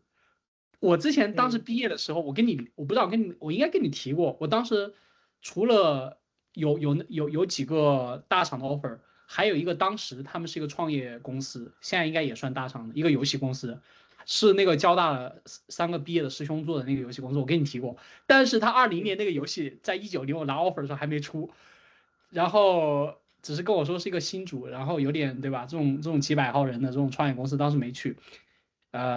因为那个时候对游戏不是特别感兴趣，还是想问，在游戏公司有什么感觉？嗯，那游戏公司总体来说，相对来说氛围会更加的娱乐一点。我举个例子好了，就比如说，可能你在别的几家互联网公司，你在午休时间打游戏是会被说的，可能是甚至我见过比较严重的，可能就是会被领导单独谈话，甚至会留下很不好印象，影响到甚至可能你是被劝午休退的。时间打游戏关他什么事儿啊？你午休时间你不是上班时间打游戏啊？嗯，真的，反正我确实有看到过这样的事情。你能透露下这个公司它主营业务是什么吗？那还是不讲了吧，反正确实行，有，那就不而且要讲，那而且就不讲。而且而且其实也这个东西我觉得跟公司不是关系很大，但是可能看个人是吧？跟看领对导个人跟领导个人的。也是，嗯对对，但是游戏公司的话，是你在上班时间去玩游戏，甚至不一定是玩你相关的游戏，去体验一下别的游戏。当然，你不可能说每天都这么干，就你偶尔一天都这么干，其实问题是不大的。而且其实也就是甚至比如说大家在午休时间，或者说就是休息在家的时候，也会约着一起玩游戏。就我们像我们当时就有同事在，比如说吃完晚饭，然后大家一起刀一把的这种情况是有的。，OK，然后我记得你当时在那个游戏公司主要是测试岗是吗？是测试岗吗？对，是的。哎，那测试这个岗位主要做什么？就是游戏测试，就是你们做的前端还是后端的这种模块的单元测试啊？这种是怎么样的测试？其实不同的测试岗，比如说测试开发这个岗也差蛮多的吧。比如说嗯在具体的业务部分，比如说你具体在某个游戏组里面有测试，你有测开。测试的话，可能更多的就是偏向于呃测试用例的梳理啊，或者说具体的执行工作啊这样一些事情。然后呢，比如说像测试开发可能会去做一些工具，提供给组内的，比如说开发人员或者说策划去使用，就比如说一些策划的打表工具啦，或者是游戏类的一些嗯界面指令啊，或者说有一些指标统计的工具啦这种东西，就做一些小工具嘛。其实对于具体的测试执行本身也是没有做那么多的。那说回像我们当时在的中台团队来说，我们主要做的是性能相关的，就是我们组分成两大部分人吧，一部分是做客户端性能的优化，另一部分是做服务端性能的优化，对吧？那你会需要去做，比如说测试的工具，对吧？好，比如测试指标的统计工具，还有就是相关的分析工具上面的分析能力，对吧？嗯，去做这些事情，而且，比如说，当你找到了，比如说一些高耗能的一些点的时候，那你要去想怎么去优化，你要去代码里面看是什么，你要去分析原因，为什么导致它，比如它的性能特别差，主要是这些工作吧。只了解。能说不同的对于不同的组或者说不同的分工来说，大家工作内容差异还是蛮大的。了解，我理解。但是就是针对你当时在那个地方做2年，基本上其实你做这个测试还是更偏代码这个级别，其实没有到游戏前端你看到那些花里胡哨的那些界面，没有到那个层面，对吧？就你日常其实不会太看到游戏界面这个东西，是吧？更多是逻辑单会啊，元。OK，会需要关注，而且因为我其实前面我做的是那个服务端性能嘛，后面我又去做了一些网络性能的。那网络 OK，性能其实会需要你去看，因为比如说网络卡的时候，你可能会要么就画面一卡一卡，你可能会去做一些插帧啊什么的操作，需要考虑一些策略，你肯定是要看前端的，就不是了解。说完全脱离的。实际上，嗯，在我经历了这么多公司来看，就纯服务端脱离前端的公司比较少，除了我现在待的这个团队，其他基本上都是需要看前端的，前后端或者说测试更多的是 E2E 的，就前后端都得看的。是像我了解，们现在是一个纯后端的团队，所以说不需要看。了解，也可能是因为你们现在这种业务，它的前端相对于逻辑比较简单直接。不，我们这个组就没有前端逻辑处理，是所有其他组来消费我们的后端，我们本 OK，身没有任何前端。了解，一个大后台的这种感觉。那我好奇啊，就是因为我之前就是拿到那个在那家游戏公司那个 offer 嘛，它是一个应该叫项目经理这样的一个角色。嗯然后以你在游戏公司的这个感觉，我之前跟你聊过，就是我记得你当时说项目经理这个角色，其实在游戏公司不是一个特别核心的角色？你当时也跟我聊过这个话题是吧？你怎么去理解？或者你觉得游戏公司比较核心的角色是什么？这是两个问题啊。你说两个问题。首先其实你说的这个角色，我理解就类似于 PMO 的这个角色吧。其实因公司而异，就比如说像我算是待过2家游戏公司，第一家它的这公司里面就 PM 的角色就相对来说比较弱化，就这个整体的Product Manager O 是什么 Owner 吗？我找一下这个全称，等我一下。因为其实叫做 Project Management Office 还 Officer Office 就办公室只是它设立的职能机构叫什么，但它在这个职能机构里的人，他也用这个词代称了。OK。总之，它其实主要反正不管它叫什么，其实名字只是名字嘛，它的职责反正就是制定和执行项目的管理策略，然后统一管理项目的流程和方法，对吧？优化项目运行，保证如期达标的完成，对吧？这肯定都是这些东西喽。对。名字我觉得不是很重要。那这些东西可能在我的第一家公司，它主要是由那些 manager 来做的，就是那些不管是技术的领导，或者说那些策划的主策划呀之类的，这些人来做的。但是可能在我在第2家那边，或者说在其他的一些互联网公司推进大的项目的时候，他们都会有专门的 PMO 去做执行。了解。这个是因公司而异的。然后至于你说游戏公司最核心的职位是什么，那毫无疑问肯定是策划。游戏策划吗？毫无疑问肯定是策划，因为你看，其实你可以去看，不管是就比如说看像现在国内第1和第2的游戏公司，对吧？他们第一我知道，我第一我知道，第二是你之前工作那个吗？对呀。OK，其实这个报你继续。名字也无所谓啊，那反正国内做游戏的不就是腾讯、网易、米哈游之类的吗？可能米哈游的管理方式我不太了解，但腾讯、网易基本上都是这样。你去看他们的部门负责人，了解。都是，比如说策划，比如说那种策划成功游戏，然后上位的。但很少有人说就是某个技术的老大去上位的，对不对？其实这个不仅是在游戏公司，在所有公司都是呀，对吧？是。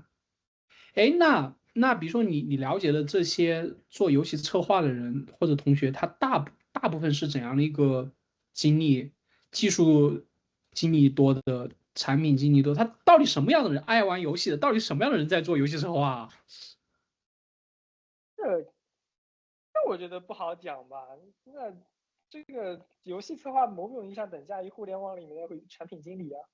那你说什么样的人能做产品经理呢？我的理解是什么样的人都能做产品经理。而且就是当然了，就是游戏策划的面试肯定会问你之前的游戏经历，然后问你比如说这个地方为什么这么设计，把它给你来设计一个游戏，你会怎么样去设计这个模块？那么肯定会有这样的一些问题啊。但是你要去怎么说呢？给游戏策划打标签，说什么样的人才能做游戏策划，那我确实讲不出来。对。了解，因为我到目前为止，可能因为我也没有怎么投过游戏策划的，就是我到目前为止没有拿过游戏策划的 offer，但是产品经理的 offer 倒拿的蛮多的，但产品经理的 offer 怎么说呢？他的面试很多时候，因为可能还是回到我的那个，他很多时候就问我的项目经历了，所以就还好。但是我去面游戏策划，他问我说啊，你打什么游戏？我说哦，你知道没有那么多，我就感觉对我来讲，好像面这个岗有点困难。对。那我觉得游戏策划肯定是会问你游戏，就是肯定问你的游戏经历的，比如说你玩过什么类型的游戏，游戏名称是什么，然后比如说你在某个游戏上面的时长是多少，对吧？然后你在这个游戏中你达到什么水平，比如什么段，比如你上了王者，对吧？这些肯定是会问的，对，因为为什么会问这些问题呢？因为首先，比如说问你游戏类别，那比如说，可能不同游戏类别它的设计思路是不一样的。比如说魂类有魂类的设计，MOBA 有 MOBA 的设计，卡牌有卡牌的设计，对吧？那我肯就是作为面试官来说，他肯定是，即使他做的不是这个品类，但他作为业内人士，肯定是比你，因为对你来说，你其实不算是社招嘛，对吧？因为社招的话，肯定是要按照适配度去投啊。你投之前，你肯定是个游戏策划，你才会去投社招的游戏策划，对不对？如果你不是的话，那这个跨行业确实有点难的。我相信这个不仅是游戏策划会面临这个问题，其他的职位应该也是一样的。你其实社招基本上只能在跟你之前的职位类似的那些范围里面去投。这个，那我以后要我觉得想去游戏公司，不是很困难？我只能说，比如说你原本是个，比如说你是个互联网的产品经理，你要去面游戏策划，确实会比较困难。这我觉得是没有办法的事情。OK OK，理解理解。对，这个或者我这个除非，我觉得不是我觉得或不是说这者除非个职位的限制。我理解，或者除非是这样子，比如说你用自己的业余时间已经做出一些游戏来，也许再去面会不会好一点？可以啊，你如果有能力证明自己是一个独立游戏的制作人，或者说怎么样的，那当然可以啊。其实其实这个只是一个大的门槛，因为大多只能说为了避免，比如说随便什么人都能来投这个岗位，对不对？肯定是要有一些门槛的。那这个最常见的门槛就是你之前也得做过类似的事情。当然，如果你能证明，比如说我虽然之前不是个游戏策划，但我独立策划过游戏，我都独立做出游戏来，那当然可以啊。那这个肯定没问题啊。也是，其实又回到我们之前讲社招的时候讲的，就是说你要对吧？社招你之前没有工作经历啊，不校招你之前没有工作经历，那你怎么体现？就是说你哎，我之前做过类似的项目经历，对吧？其实又回到那个问题，就是类似的思路。一样的。对啊，了解对啊，是啊，是啊。了解了解了解了，就是那我看一下，对社招跳槽，然后对。就是这几个是我关于你就是这么多的在4家对吧？现在互联网大厂工作的一个感受。那你这4家的岗位都是测试是吗？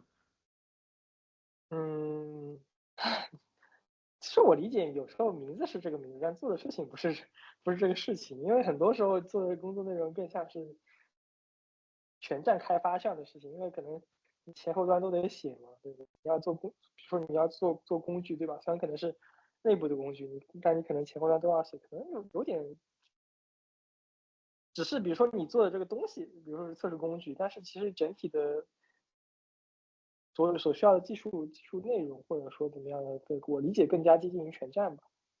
了解了解。那你将来就是比如说长远来看，你对自己职业发展的那个一个期望和规划，就还是继续走全站或者说测试这条路吗？有想过想去做别的这种方向吗？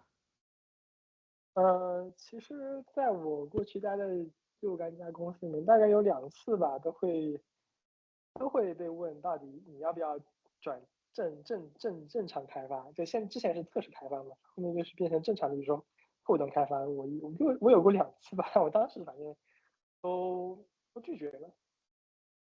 哦，就是你已经嗯，在这家公司工作以后，还是说已什么？经在工作过以后，我收到过，其实也不止2次吧，就是会收到一些其他团队的邀请，或者说团队内的一些其他的那种职能的一些，比如说leader 的一些邀请，说你要不要转过来，确实会有。后来呢？就是拒绝的动机是什么？其实会觉得，比如说那个团队的业务不太行，有些觉得好像跳过去好像对我来说收益也不是很高，或者说我也没有真的那么想做这个事情。因为我哦，其实并没有说觉得好像测试相对于开发来说，好像就两者职位有高下。反而我觉得从我个人的那种一直以来的那种思路来说，我就更适合摊大饼，就更适合这种啥都懂一点，但啥都没有那么精，但是我能把所有呃啥都懂一点的杂糅在一起，然后形成一个相对的平衡。这其实是更加符合特开这个岗位的要求的，对。但是可能比如说我真的去跟那些专职的开发做同台同台竞争的话，反而我可能竞争力没有那么强。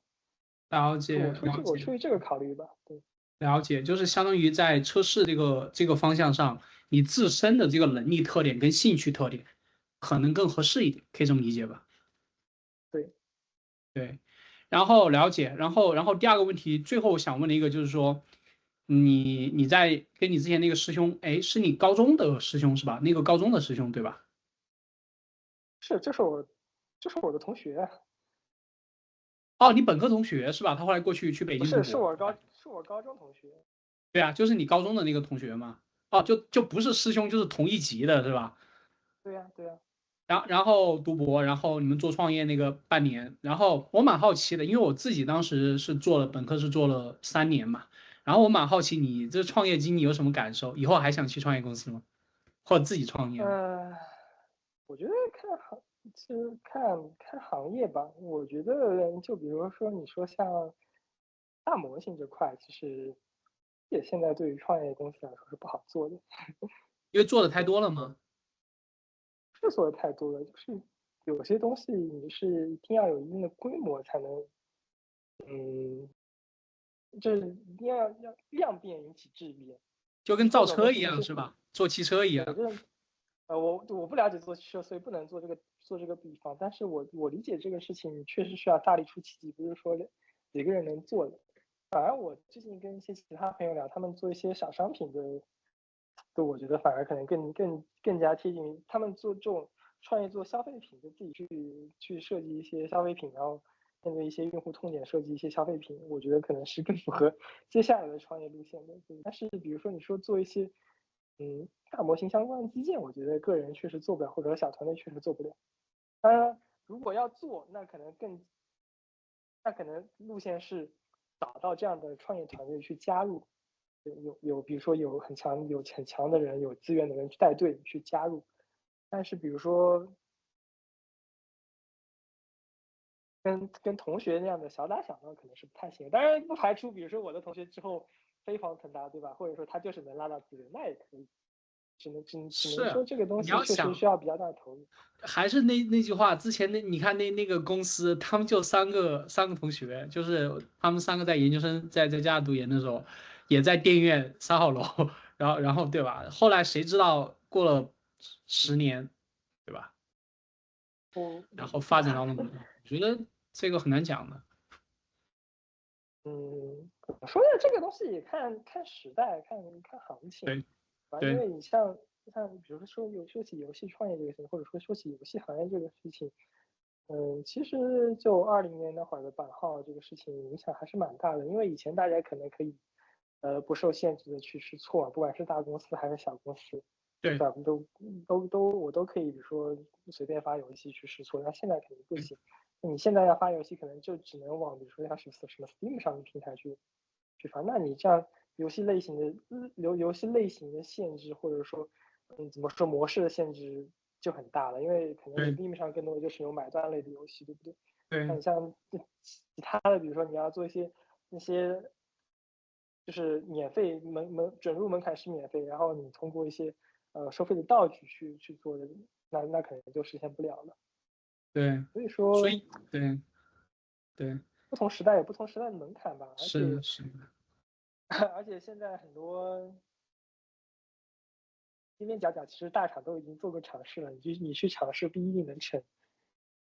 是现在现在是是，对，现在可能更适合创业的是那种嗯专业性比较强，或者说也就是怎么说呢？你所做的事情是不容易被替代的，嗯就不容易被别人复现的事情，或者说别人复现有门槛。其实我现在所在的公司，我觉得它这个业务其实就是相对来说怎么说呢？可复制性就没那么强。因为它需要跟很多的酒店去谈合作，去落地合作，然后还要跟比对如说和什么航司去合作嘛，对吧？那即使之后有别的巨头想要进入，那他去跟这么多海量的酒店去谈合作，不管是国内国外的谈合作，其实是件很难的事情。对，然后在这基础上还要再比如说再有那个什么价格的优势什么的，因为像我们公司比如说跟其他酒店签合同，可能是也不是说短期的嘛，可能是若干年的，对吧？那其他公司再进入的成本就会非常的高，所以说也没那么好做。所以我理解，当然这是我们公司的业务。其实如果说个人创业的话，可能也要去做一些这种沉淀时间更久啊，或者说没那么容易被替代的东西。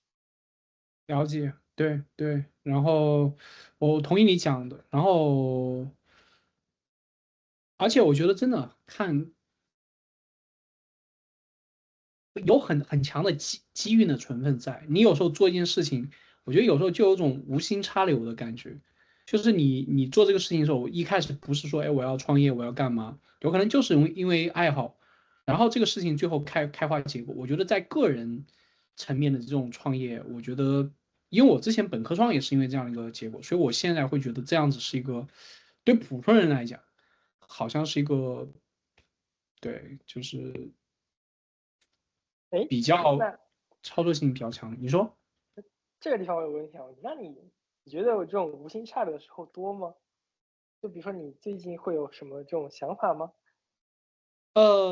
就是我的话，就会想去做我之前跟你聊的嘛，就是想做那个互动小说游戏。一个很大的原因就是说它的开发成本比较低。第二个的话就是我自己看书看的比较多，就还是有很强烈的，对吧？我写小说那个事情你也知道，就还是嗯很强的去营造一个故事的一个这种一种心理在里面。所以撇开它盈不盈利这个东西，我自己有动力去做这个事情，对吧？如果说有朋友们或者有陌生人他玩这个游戏，他喜欢我创造这个世界，我觉得就很有意思。然后我还很享受去把我认识的人的原型拉到这个游戏里面，是吧？我以你，比如说举个例子，里面一个角色，对吧？说不定是个野怪，对吧？一个 boss，把你的一些嗯性格特点拉到这个 boss 身上，我想想我就很有意思啊。嗯，是很有意思。对，所以但是我不知道这个东西能不能赚钱，我不知道，所以对我来讲，这就是一个无心插柳的事情。也许他有一天，如果有人，对吧？我将来如果假设这个东西这个游戏做出来，我放在 Steam 上卖，对吧？然后它如果产生收益，那我就还真有可能去，比如说全职的做这个事情。但是我不寄希望这件事情，嗯，我明白。它如果不能够柳树不能长大，那我就继续干我的本职工作，data operation engineer。嗯对，这是我现在对创业的理解。然后对我从来我以前创业也不是对吧，就是跟同学做了一个项目对吧，微弹幕那个我之前聊过嘛，他也不是说嗯我们要去创业拉融资，这个都是就纯是好玩就觉得这个事情有兴趣去做，然后就做了，然后后面就超出我们预期，都是超出我们预期的事情。对。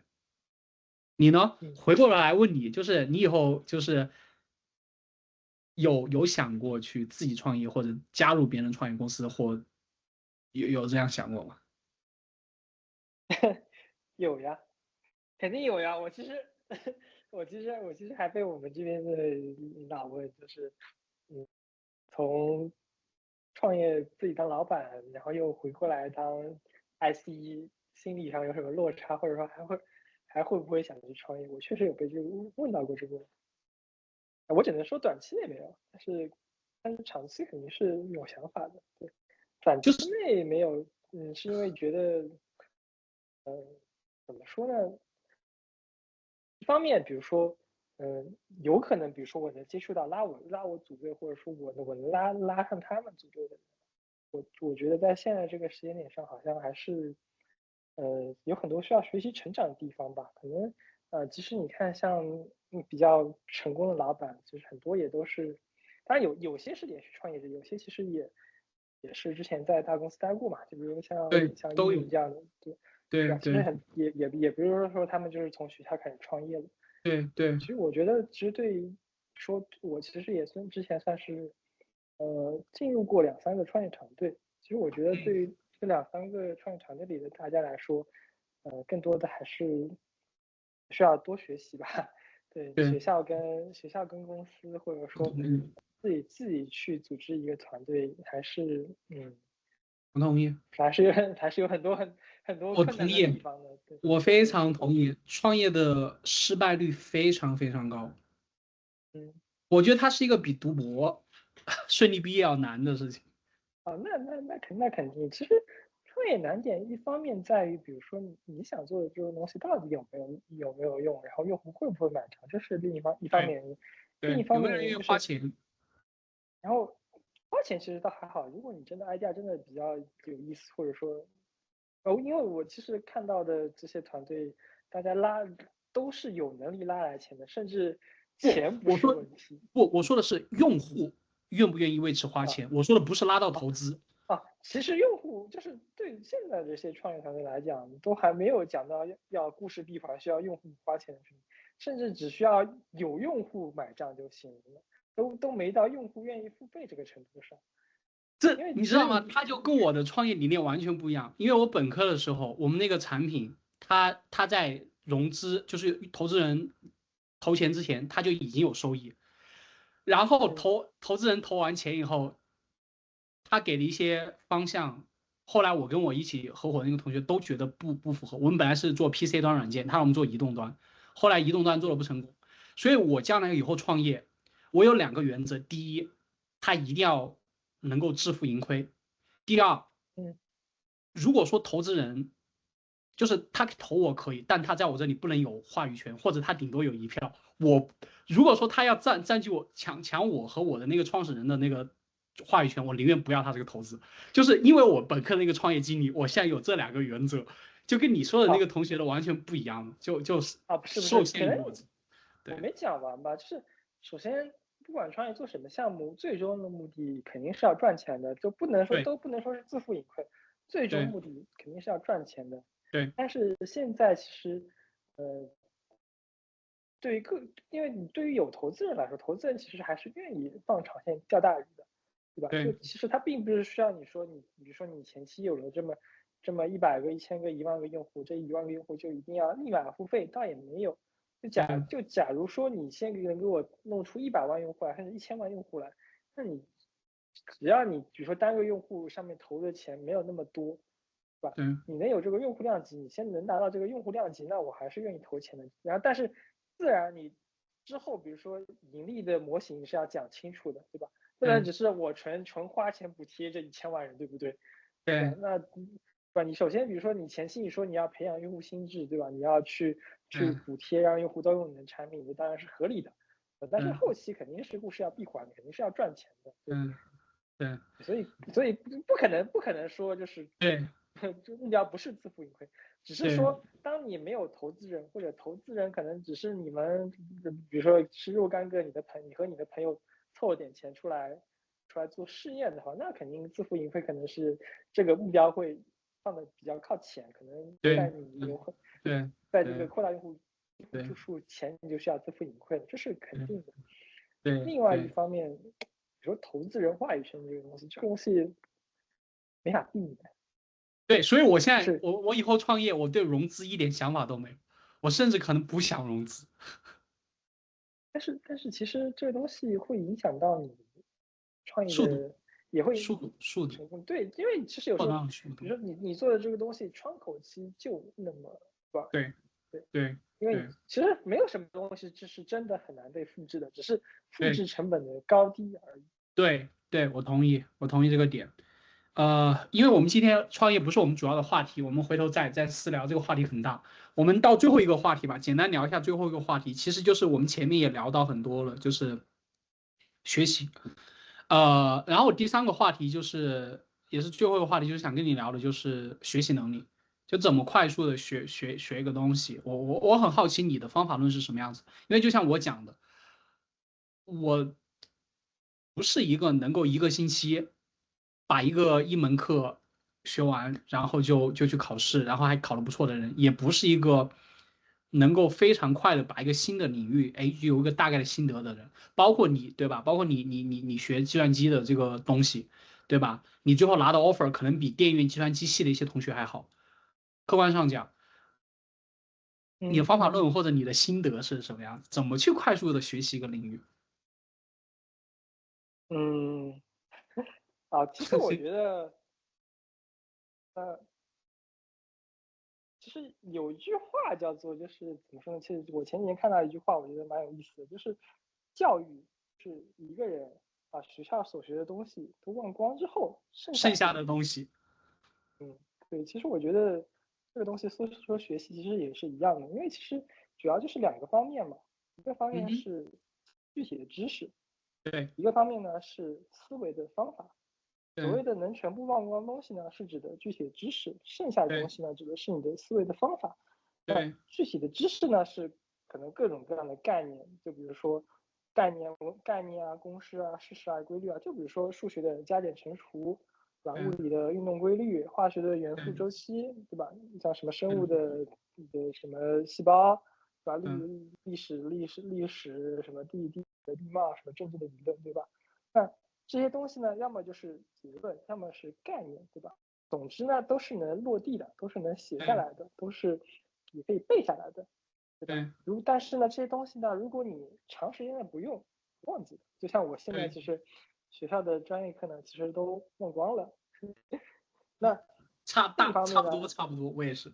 对，另一方面呢，那就是思维方法，不管是对抽象思维还是逻辑思维，就是对一些通用性的方法。所谓的对抽象思维呢，那其实是你从大量的不同的具体事物里面去，怎么说呢，去提炼出一些共性概念能力。对对嗯，呃，就比如说，就比如说现实中，比如说有一瓶水，什么一个苹果，那但是不会有具体的一这个东西，对吧？那这个一就对是抽象出来的，对对吧？实际上，其实我们很多概念都是抽象的，就比如说像对数字什么，对吧？时对间、长度，对吧？或者就像我以前搞化学里面有什么能级、旋度、阈值这样的一些概念，对吧？那为什么我们需要抽象能力，或者说抽象能力？抽象能力可以让你有很敏锐的发现共性的能力，对吧？嗯就前面我们讲到了很多的知识，对吧？不管是什么数理化真实的知识，对吧？那其实有些共性在里面，对吧？比如说历史上发生的各种事情，它有些共性在对里面，对对吧？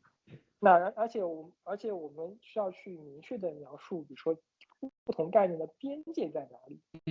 那嗯这样你能去形成一个个的等价类。因为本身知识是浩如星海的，比如说我可能有1000个知识点，但它其实可能这1000个知识点是在10个等价类下面的。对然后，然后，然后你可以比如说，比如说知识点，比如说这1000个知识点互相间可能还有联系。那那联系，如果说你把1000个知识点全部，比如说全部画在纸上，然后把联系用笔这样把它画起来，那是不是特别特别的复杂？嗯但是嗯当你有了这些等价类，然后有了等价类之后，那你把这个整体的复杂度降低了，或者说相当于比如说你像是数据库里面，你只要记索引就好了，对吧？但你不需要记数对据库里所有的东西一样，对对吧？那对那那这样你就能更容易的去理解这些东西。然后对对还有一点呢，就是逻辑思维。逻辑思维就比如说，那像2大于一、3大于2，那么3大于一，这就是一种演绎推理。然后比如还有这对种像归纳的逻辑，比如像元素周期表，对吧？比如说我对们现在有100多种元素，为什么周期表是这样子的，对吧？对吧？对，对就比如说什么第一类、第二类、第三类元素，它们肯定有一些共性，对吧？那这些对共性其实都是比如说之前的科学家们归类然后总结，对吧？为什么比如说会有第一周期、第二周期？为什么会有第一组、第二组，对吧？这些都是不往科学家归类的。那么同样的，你的所有的知识体系也是可以去做规律的总结和预测的。你在平时的，比如说你学了前面说的这么多的理论具体知识之后，你要去有归类总结的概念，就找一些共性嘛。对就怎么说呢？就比如说，前面其实跟你提到，但其实我有点忘记了。但我觉得，比如说，不管是初高中阶段的学习也好，或者说像比如说，社招校招也好，对吧？不管是啊你面对父母也好，或者说你面嗯对，比如说公司团队的要求也好，其实共性都是一样的。你要去了解对方想要什么，对，然后你要对，想要你想要的是什么，然后你在这两者上达到平衡，对吧？就比如说对于父母来说，其实他们其实也是为了你好，对吧？只是希望你认真学习，不要总是在玩，然后只是可能在未来能找个好工作，或者说不嗯需要他们操太多心，对吧？那对于公嗯嗯，司来说，其实他们需要你，比如说完成团队的目标，对吧？然后对能很好的就跟别人合作，对吧？其实也是一样对的。但是你自己对可能会有自己的想法，就比如说你自己想要去玩，对吧？就对，我不想现在学习，或者说在公司里面，我现在就不想做这个任务，我有 A B 任务，想先做 B 任务，不想先做 A 任务，对吧？嗯那你怎么样去嗯嗯平衡这个事情？其实本质上我觉得没有什么区别，嗯是一种嗯平衡。我觉得你刚刚讲的很好啊，然后我总结一下我刚才理解的点，第一个的点就是说提到一个抽象能力，对吧？就比如说我们经常讲数学，对吧？它是明珠是皇冠，我觉得一个很重要的原因，它就是对现实世界的一个抽象，极其高度的抽象。但呃，是你说，但没事，你是先说好了。嗯但是抽象能力真的好难，就是我知道抽象重要，但是这种透过现象看本质，就好比说我今天假设我不理解红绿灯是什么，对吧？我站在路口看，哎，这个车为什么停了？这个车为什么走了？它的信号源太多了，我怎么嗯总结出红灯车就停，绿灯车就走这样的一个？我可能说，哎，刚才风吹了一下树叶，好像车就走了，然后好像是不是有人过马路，车就走了？你知道吗？就是当我们尝试去从这种表象看到本质的时候，我觉得有太多的 input 在里面了，我哪知道哪个参数是真正有用的参数？我怎么对吧？我找到这个有用的参数，我才能成功的抽象，不然我就把这种时间上的同时发生当成了因果，对不对？就很容易这样子。嗯。你怎么理解这个事情？怎么去做抽象？我这个怎么说呢？因为别人我也不了解，我就以我个人出发吧。嗯嗯嗯，首先，我觉得这所谓的抽象或者逻辑思维，肯定是有天赋的因素在里面的。我同意，这个我但非常赞同。对，但是我觉得这个有影响，但也不是完全的决定性的。其实另嗯嗯，一方面是需要长期的大量的训练的。怎么念？举个例子，就是你前嗯，面我们聊了那个高中生活，对不对？听起来很对轻松，对不对？我跟你讲过，比如说我晚自修第一节课我去写一些什么自己找的题，第二节课我去操场上跑步，第三节课我就去打游戏了，听起来很轻松。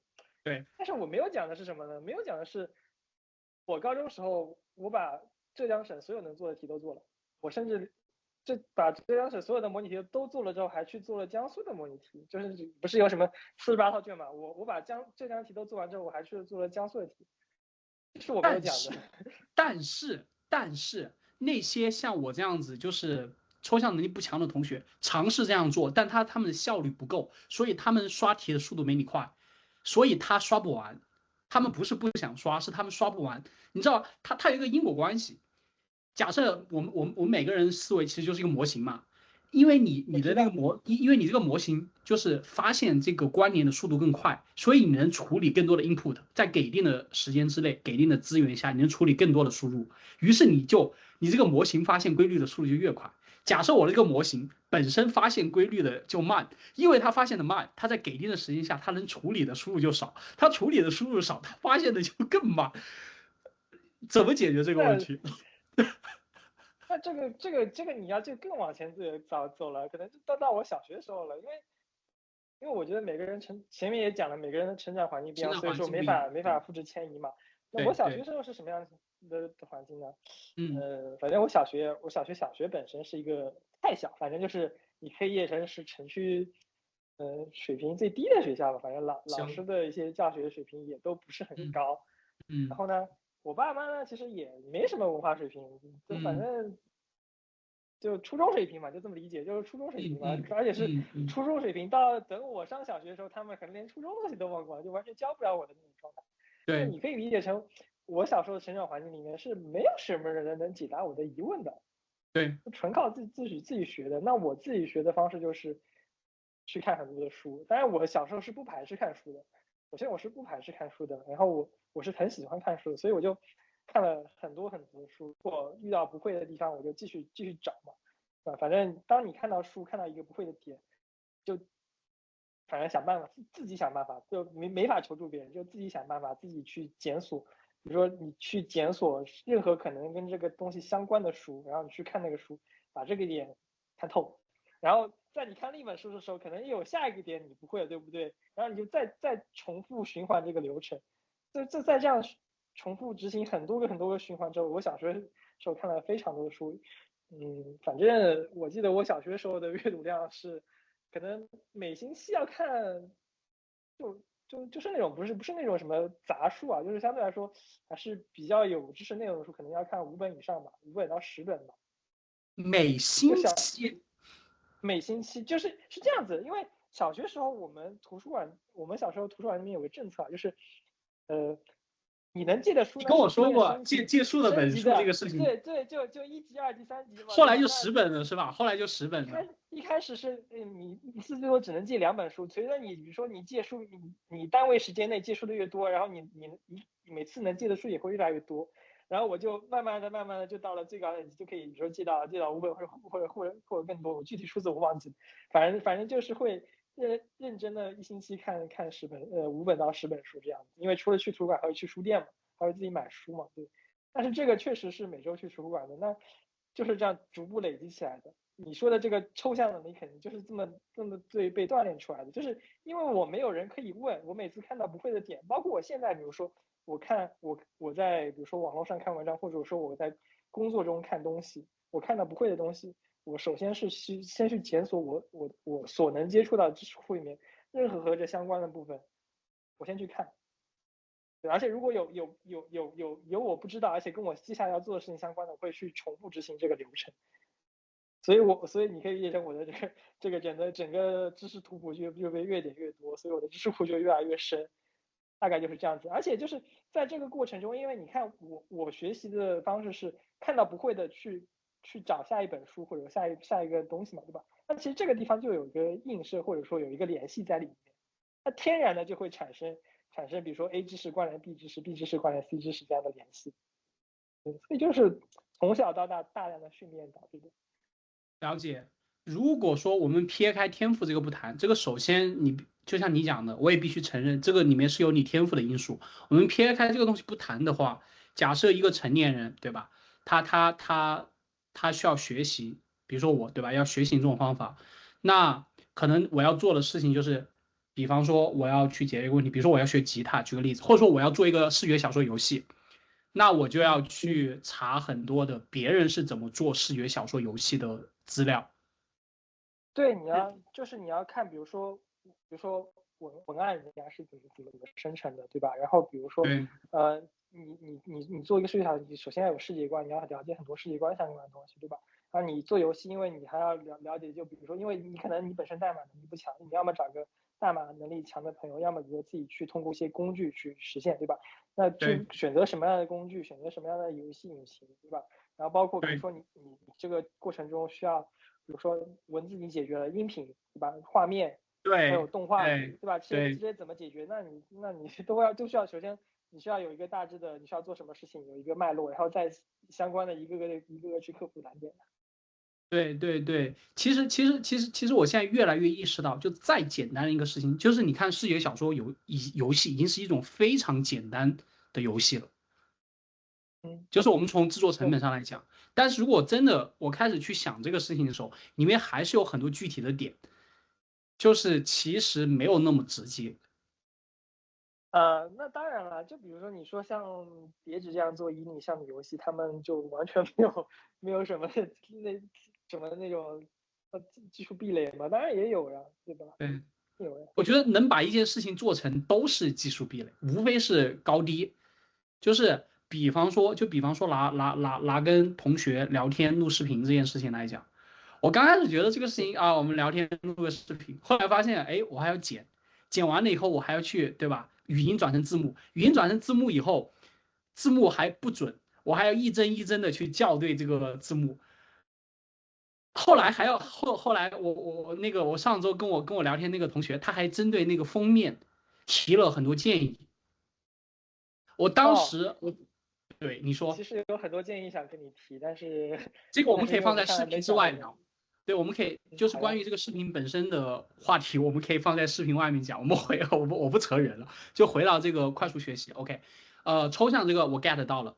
第二个，我印象中你刚才提到的一个很重要的能力是抽象推理，是不是？就是说一个是我有其实一个是你说抽象，一个是逻辑。嗯，你怎么理一解逻辑？个是一种就是我其实不是讲了两种逻辑嘛？其实一种就比如说像演绎逻辑，二大于一，三对大于二，对吧？那三大于对一是一种演绎逻对辑，对吧？那么另一种是归纳逻辑，就像刚才我举的对元素周期表是怎么被归类出来的，对对吧？这对个能降低很多你的复杂度，吧？就对像比如说我刚才有提到说，我看一篇文章，我看到 A 点不懂，去找另一篇文章，然后又发现了可能 B 点 C 点很多，因为除了第二篇文章里面可能跟 A 点相关，这点我理解相关的可能就一小部分，对吧？那我剩下的部分我是直接丢弃呢，还是我继续看呢？如果继续看呢，是不是会引发新的问题呢？对吧？那对这个地方你要去形成比较良好的归纳，你到底需要什么东西？你需要去简化这个问题啊。你是比如说你就需要比如说你今天你就只需要 A 点任何相关的，比如说它再深，你都把它挖出来，对吧？那也只是这条直线上的你就继续看，但是其他比如说这是一棵树，你只看这棵树的这条枝干，但是其他枝干你可能这次就忽略掉了。那有些场景可能是你其他枝干也都要看，那你就接着看，对。那然后经历过这么几次之后，那你就会有个判断，就是比如说当你下次面对到类似的场景，比如说我到底要不要看其他东西，或者说我怎么样去从很多的信息里面找出我想要的那个信息，就从海量的信息里面去找出我需要的那个信息。对。这就比较需要逻辑思维，这就是锻炼的另一方面点。对你讲这个逻辑我是赞同的，就是其实我的一个理解是，它实际上是分清事情的轻重的一种能力。就比如说我这里有10个因素对这件事情都有影响，这个事情的权重可能其实是50%，对吧？然后第二个可能是比如说30%、10%，剩下的其实就是可能只有几的，你就会把它舍弃掉，可以这么理解吗？不能这么理解，其实没有所谓的轻重概念，就比如说 A B C D，A B 对 C 没有什么好坏轻重之分，只是你这次只需要 A，那你就拿 A，你下次可能需要 B C D，你记得这里有 B C D，但是你这次没有看。嗯，那的确，如果这样讲的话，我刚刚举的那个例子不是很恰当。那我换一个理解，就是说，比方说你乐高的积木，它有不同的形状，不同的形状无所谓高下优劣之分。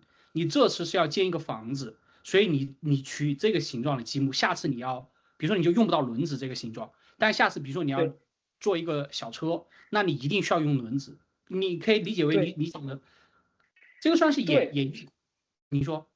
对，是这么一个场景。那么你需要锻炼的能力是什么呢？这次知道你要比如说造了一个小车，但是下一次你要造一个房子的时候，你能马上想起造房子的这些东西是什么，要的是什么，这是需要锻炼的点。这个算什么？这算归纳推理，算演绎推理？你觉得这个算什么推理能力或者逻辑能力？这个倒也不涉及推理吧，只是你要想把这个推理能力实际上运用，就是怎么说？当然这个涉及另一个方面，这个涉及记忆力，这个倒也就是这个东西本身跟推理倒没有太大关系，这个地方其实更需要的是记忆力，就是你归纳过的逻辑你要记住，对吧？因为虽 OK，然你说。对，虽然比如说归纳逻辑也好，演绎逻辑也好，能帮你简化很多东西，对吧？能比如说可能更多量级，比如说从10万个知识点，比如说简化到100个知识点，但是这100个知识点你还是得记得，只是你的记忆成本从原本的100万点下降到了100个知识点。其实就是降维了，把这个问题的复杂度降维了。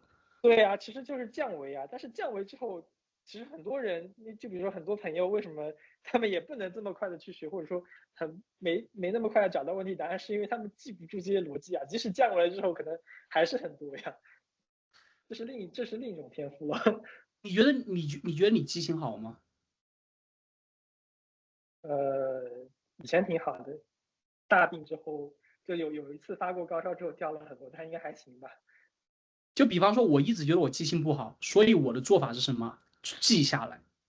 就是我是一个非常爱写日志、写总结，包括你像我跟你聊天，我跟我同学们聊天，我聊完以后，我会立刻花，比如说大概20分钟、30分钟，记下我们聊天过程中一些我觉得非常有意思的、值得记下来的点。这也是为什么我想录视频的一个初衷之一，就是就是我觉得就是你知道吗？但是像这种做法有一个很大的问题，随着时间的流逝，我记的东西越来越多，检索又变成一个新的问题。就比如说我一看这1000条记录，我之前可能总结下来一些规律，我在将来用的时候有可能忘掉了，然后我要从我的这个知识库里面找出来，它的检索好像又有点困难。你会遇到这种那是障碍吗？我其实不会啊，我其实是这样，我小时候记性，就或者说我一直以来记性都还蛮好的。就举个例子啊，就嗯小时候小学里面大家会让大家背古诗嘛，对吧？那正常，除了我这样小朋友可能背个20-30首，或者说多的可能60-70首，就算多的了，就可能在小学嗯1、2年级那个时间段里。然后我能背的，可能大概能到100首吧。对，就确实，首先这个地方就不是一个量级的，对。但是在这个基础上，因为我看的东西非常的多，我还是觉得我的记忆力不够用，所以呢，你可以理解成我本来的能记的东西就比人家比如说多个几倍，然后在这个基础上，我记的东西我还不记那些具体的点，我还记得都是这些所谓的抽象的归类的逻辑。我只记数据库的索引，我还不记数据库本身的东西。直接 index。对，我本身就能记得多，然后我又只记 index，所以对我来说，我能记东西就会，或者说我能想起来的东西，就是能联那你这个数据想到的就库里面，非常非常多。你这个数据库，对你这个数据库就对吧？别人只能存1000条记录，你这个数据库能存10000条，人家记录里面记录的还是 detail，你这个记录还是 index，你这整个数据量对就完全没有办法比呀、对，所以我的思维太习夸张了。惯就是这样，是这样子的。然后我本身对自己的训练就有点像现在训大模型，就是会给自己塞各种的什么语料进去，就各种我看到的我不知道的我都会去看一看，然后我还能记个 index。所以就比如说可能比如说人家问我什么，就比如说前段时间人家问我什么新能源、什么半导体，或者有那种金融的朋友跟我来问我问题，我都还能给他唠一唠。就其实就是靠这样吧，反正而且我唠过的我都还能，就多少还能记住，就是再不记，就比如说下一次我有需要用到这些东西，我能马上的把相关的材料找出来。我觉得这是一这可能就是个天赋。非常有价值的能力。就是如果我们做一个游戏，我靠，这绝对是一个不说 S 级的技能，我觉得起码要算一个 A 级技能。算是吧，对。就算是，因为所有的技能，它就是一个，对吧？就像你看我们这种游戏或者电影里面那种，你会一件事情，这个技能可能一般，但是你能去迅速学习，或者比如说你能直接把别人的技能复制过来，这是一个非常可怕的技能。就这个技能本身就很可怕。对是的，因为这其实就基于比如说我前面说的，比如说我对各方面知识的了解吧，我其实大多数情况下，比如说我换工作好了，换工作大学对新地方工作，对，我其实就常见做法就是我去看团队内最强那个人，然后把他模仿七七八八，然后我就觉得差不多了。我实际上就是但是这么做的，我会。你怎么去模仿？我就是这个道理，大家都懂，对吧？向优秀的人学习。怎么学？好，比方说，OK，你今天到了一个新的团队，假设这个人非常的厉害，是这个团队公认的最厉害的人，你怎么学？你只能看到他每天坐在那个地方，你怎么去学他的思维方式？这个东西怎么学的？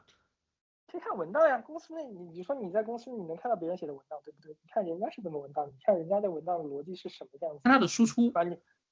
对啊，你看，比如说开会时候，他是比如说同样人家抛出的问题，他是怎么去回答，对吧？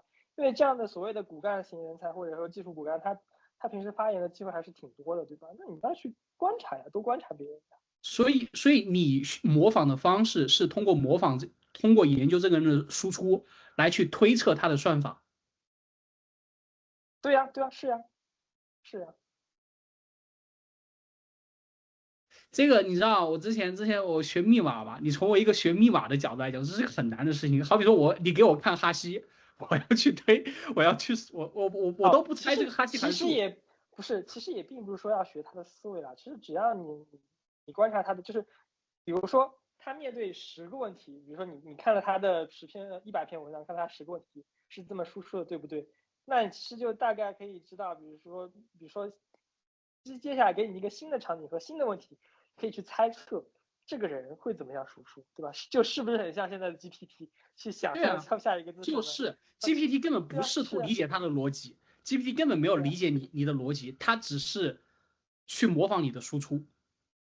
对啊，那其实你不需要去完全知道他怎么想出这些事情的，只需要去达到他的80%的输出就可以了。那难点在于你的知识体系、你的能力框架怎么去达成这80的输出，那就依赖于比如说像我自己是有一个说呢，相当于海量的信息库的，海量的逻辑库的，然后我从这个逻辑库里面。我通过自己舒服的方式，我去产生这个输出。我懂你的意思，就相当于你这个乐高的工具库里面有很多不同形状的积木，然后你看那个人，哎，他拼了一个千年隼，然后你就跑到你自己的工具库里面看，哎，我拿我的工具库怎么拼拼凑凑也搞一个长得像哎，千年隼的一个盗版。其实你就理解成我像是个百变怪就行了，百变是怪就是是，模仿呗。但是你问我为什么是百变怪，那就是跟我前面说的我去怎么样积累我的知识体系有关系了。对，我觉得这两点其实是相辅相成的，然后从而达到一个我看到的，或者说我观察到的这样子，你学习能力，学习一个新的领域，效率比较高的一个结果。你首先你之前已经有一个比较丰富的、比较庞杂的这样的一个基础的信息库或者信息索引，然后你又会去，当遇到新的你不了解的情况，你能迅速的去模仿人家的输出，尝试尽可能接近人家的输出。然后给嗯，人一对，种你很快的去，好像哎对对，好像很快就把这一行的这个入门，嗯，对吧？不说精通吧，对，就起码给别人感觉，靠你这个能力很适合创业啊，少年。也创业的本质就我其实是不停地解决新问题，好不好？不一样，不你想一想，一样。其实，你说，就是你想一想，对吧？就比如说创业，你就不停的，对吧？你本来做技术问题，突然你要处理商业问题，突然你成立公司，你有法务问题，然后你还要做财务，你又是财务问题。将来如果你们团队扩张，你还要学会去怎么招人，就是不停的产生新问题。就是你这种能力就很适合在这种快速变化的环境，或者不一定是创业公司，就你很适合在一个充满不确定性的团队里面去工作，这才把你的这种特点发挥到最大。如果让你在一个很稳定的团队工作，你跟别人可能不也太有差别，因为别人干了5年10年，人家已经成自然，人家不需要你这种学习能力，人家也掌握。但是在这种快速变化的环境里面，你这种能力就会让你脱颖而出，你知道吗？这是我个人感觉。啊，是的，其实为什么我会去训练自己这样的能力，就是因为小时候很中二，小时候就是突然经常想着，哎呀，突然流落荒岛了，突然流落异国了，在一个完全陌生的地方，从零起步该怎么办？所以我需要什么都会。就其实就是因为这种思想，这个思想很小，可能从什么幼儿园或者说可能更小的时候就有这种想法。所以 OK 所以为什 OK。么为什么会去点这些技能书，也是因为这种小时候特别中二的想法吧。我觉得，因为我们现在都还处在人生的早期嘛，不管是人生还是职业发展早期，我觉得也许过30、50年后回过头来看，也许可能你才会发现你现在所做的这些伏笔，将来我觉得可能就会对你未来某个时间节点做了一个很大的一个事情，我觉得会产生这种支柱性的影响。我个人觉得，对。但我个人觉得啊，我个人离创业差最多的一点，不是在于你说的解决这些不确定性问题能力，而是在于我没有那种就没有创业的决心吧，这是我个人最大的问题。你之前跟你那个同学创业的时候，你觉得他创业的决心来自于哪呢？比如说你跟他对吧？你之前讲模仿这件事情，你跟他一起创业半年，就是你有去把他这个东西模仿过来吗？唉，我想想看，也没有。其实有些东西，就比如说人家很专业的算法，其实我去这点上，我确实是比较难模仿的。我就是这个，比如说对于我模仿不来的东西呢，我会去想，我找谁能解决这个事情。嗯，就是有时候并不是说你一个人真的要十项全能，对吧？比如说对一个人的能力对对总归是有限的，对，对所以对对其实你如果其实有时候并不需要你自己去解决，你能找到对，能帮你解决这个问题的，让他愿意帮你来解决，这也足够。但是我觉得有这样解决方案，那我觉得其实前面创业的最大问题在于，你可以说话语权吧，也可以说个人有个人的想法吧，因为其实团队内部没有那种所谓的绝对核心，或者说绝对的，就是可能有绝对核心，或者说绝对核心，大家都不会按照绝对核心的那种想法去走。怎么理解这个事情呢？就比如说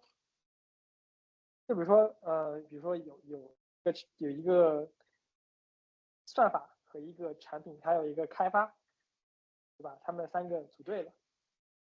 那么现在比如说我们要去做一个大模型的应用工具，那可能算法有算法的想法，产品有产品的想法，开发有开发的想法。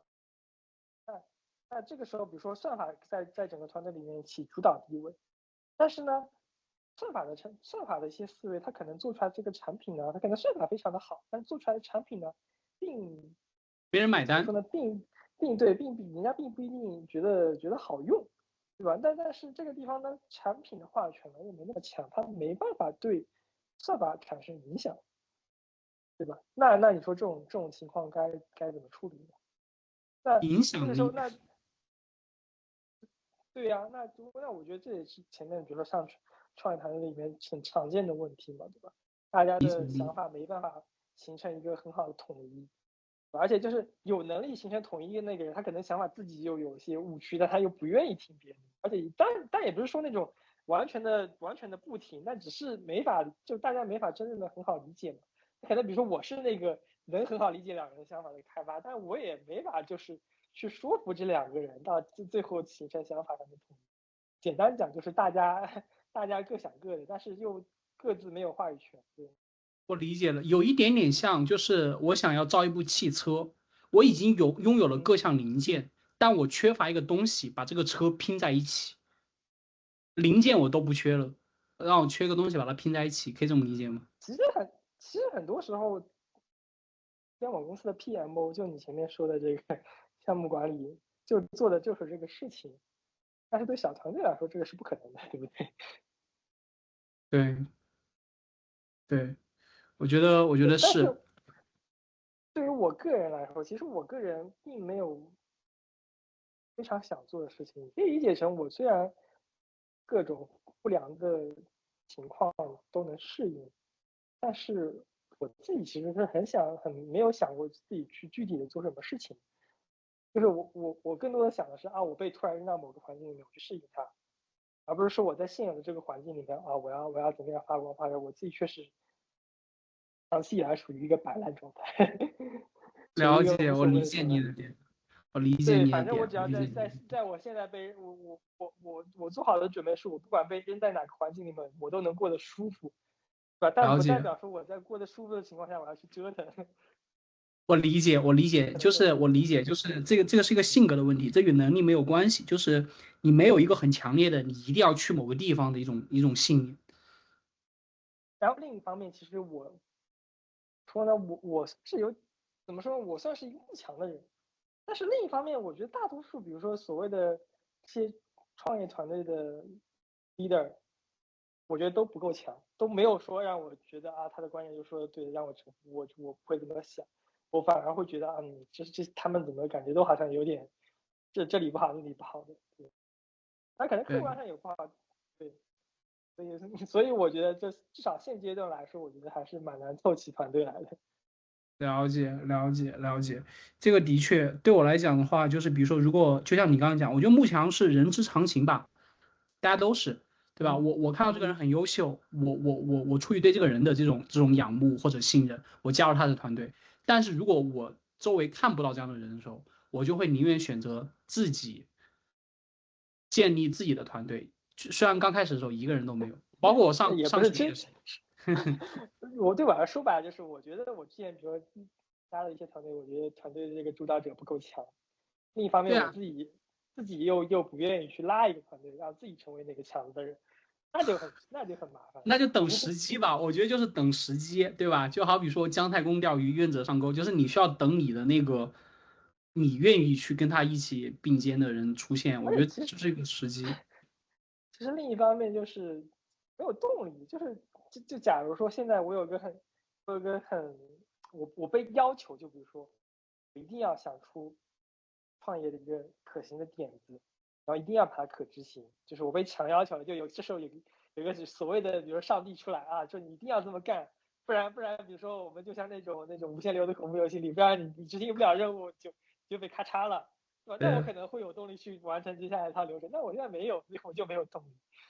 了解了解，我觉得没有关系吧，我觉得就真的是人跟人的性格就差的很多，就是是的，对对，就真的差了很多。你因为对吧？我们相处这么久，你也了解，就是我的能力，我就是不是自谦啊，就是各方面都我个人觉得，就是客观的讲，觉得很多很多能力其实我是不如你的，但是我有一种这很强烈的，我就是想嗯想做一件某件事情，然后如果能拉上人一起下水，那就拖人下水，拖人下水我就自己干，就是这真是一个性格问题，我觉得与能力好像没有太大关系，是，我觉得蛮好玩的，就是对，就很有意思，对主要我自己有点完美主义吧，因为比如说我自己真的去构想某件事情的时候，就感觉好像，哎呀，这对，个点好像写小说那件事，就比如说我们之前聊写小说是这件事，你记得吧？对吧？是的，对。是的，我觉得比如说我真的去写，可能会写的比你差，但是我就是不会想真的开始写。对，我相信你肯定写的比我好，但是你像我的想法就是我先写完再说，就是我不追求写好，我只追求写完。对，所以就是我们不过两个人对就这一点你说，很不一样。你说不过其实也跟所处的一些环境有关系。其实我自己对最近还是有一些动力去做事情的，只是一步一步来吧。只是可能创业这个东西，可能我会放在2、3年后去想这个事对，情，因为不一定是说创业这件事情啊、或者我换个词叫自己自发的做一些就是被要求之外的事情，可能那我有哎，那我很有哎，那对这个那我其实很多。其实我自己最近又开始练字，又开始课章，开对，始做一个我觉得这分析的这种就是不一纸质系。定是创业，创业只是一个例子，我觉得这对，些都算。但这个事情其实跟你所处的环境有关系，因为虽然我现在工作还是很忙，但是整体的身心都还有多余的精力可以去做这些事情。比如说之前跟你聊的那些时候，可能我之所以没去做，比如说没去写小说，可能是因为在之前的公司我觉得身心都很疲惫，我没有嗯，对多余的精力去做这些事情。虽然对现在比如说我在现在的公司可能还是会加班，但是我在加班之外的时间，或者这些空余时间，我有多余的精力去思考精力对去做事情。对对其实还是有一句，只是可能对我来说，短期内的想法可能是我先要捡起过去丢掉的一些爱好，然后中期目标可能是比如说我需要去呃再往上面做一个大致线级的晋升，然后等到做完晋升之后，可能再想着去做创业的事情。我自己其实会有所谓的短中期、长期的，只是我一般我觉得是不说出来。合理的，我觉得是合理的，我觉得是合理的。那从这个角度来讲，其实其实你之前讲的，其实说哎没有动力做事情，其实也没有。其实你自己有一个很明确的时间线，因为创业只是一个例子，我只是刚好我们聊到这一块儿，聊到工作这一块儿，然后用创业做例子，但我觉得别的都算，不是每个人创业不是一个必须勾选的项目，但是我觉得需要的就是找到一些自己内驱想去做的事情，我觉得这个是重要的。对，坦白讲，内驱这个事情我最近才有，就之是吗？前不是说我原本没有，其实我觉得更多的是，是工作的影响吧。之前觉得工作影响让我就是有可能，没有可能。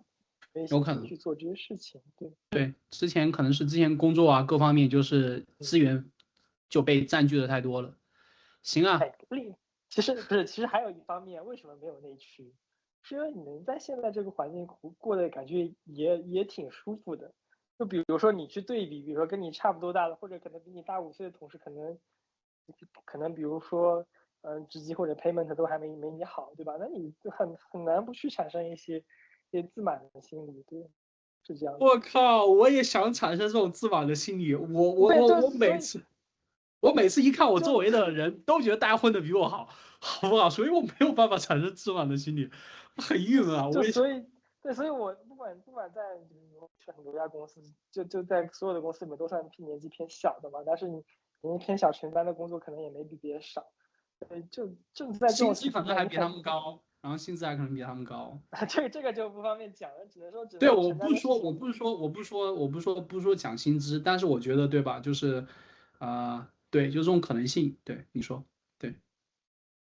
对，反正反正感觉你一方面年轻，一方面你做的事情也不比别人少，就感觉自己时间还有很多，就感觉可以再悠闲的躺几年，就时间上没有那么紧迫感嘛，就没有那种紧迫感说我一定要完成什么事情，对吧？我好像就像你跑一场长跑，你看了一看你后面的人好像就你前面也没几个人了，大多数人都在你后面，你好像觉得自己也没那么有必要跑到终点，对不对？我所以就靠，我真的我也想什么时候体验一下你这种松弛感。就我从小到大就是很少有这种感觉，就是我觉得初中、高中、本科、研究生、工作，就始终觉得就是我在我的这个人群之中不算很优秀的，就这种压力感和紧迫感一直存在，你知道吗？哦，那我跟你对心态不一样，我长期以对，来我知道自己还可以，但是我不会去强求自己说我一定要做这个第一，或者说我一定要做最优秀的那批。就对我来说，只要我能满足我自己就足够了。所以你这个那其实心态是我现在在学的，我现在在学这种心态。这是一个 ROI 的问题。就比如说，可能很多时候就是60分够用，然后100分会受到额外加奖。那么就60分够用呗，你就让自己保持在70分，不会掉到60分以下。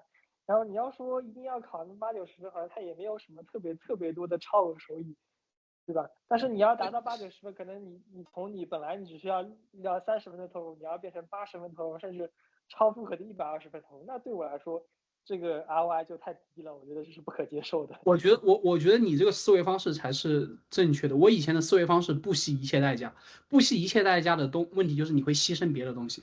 比如说我跟我朋友一起去聊天，我花在友情的上面的时间，我就直接把他拉走了。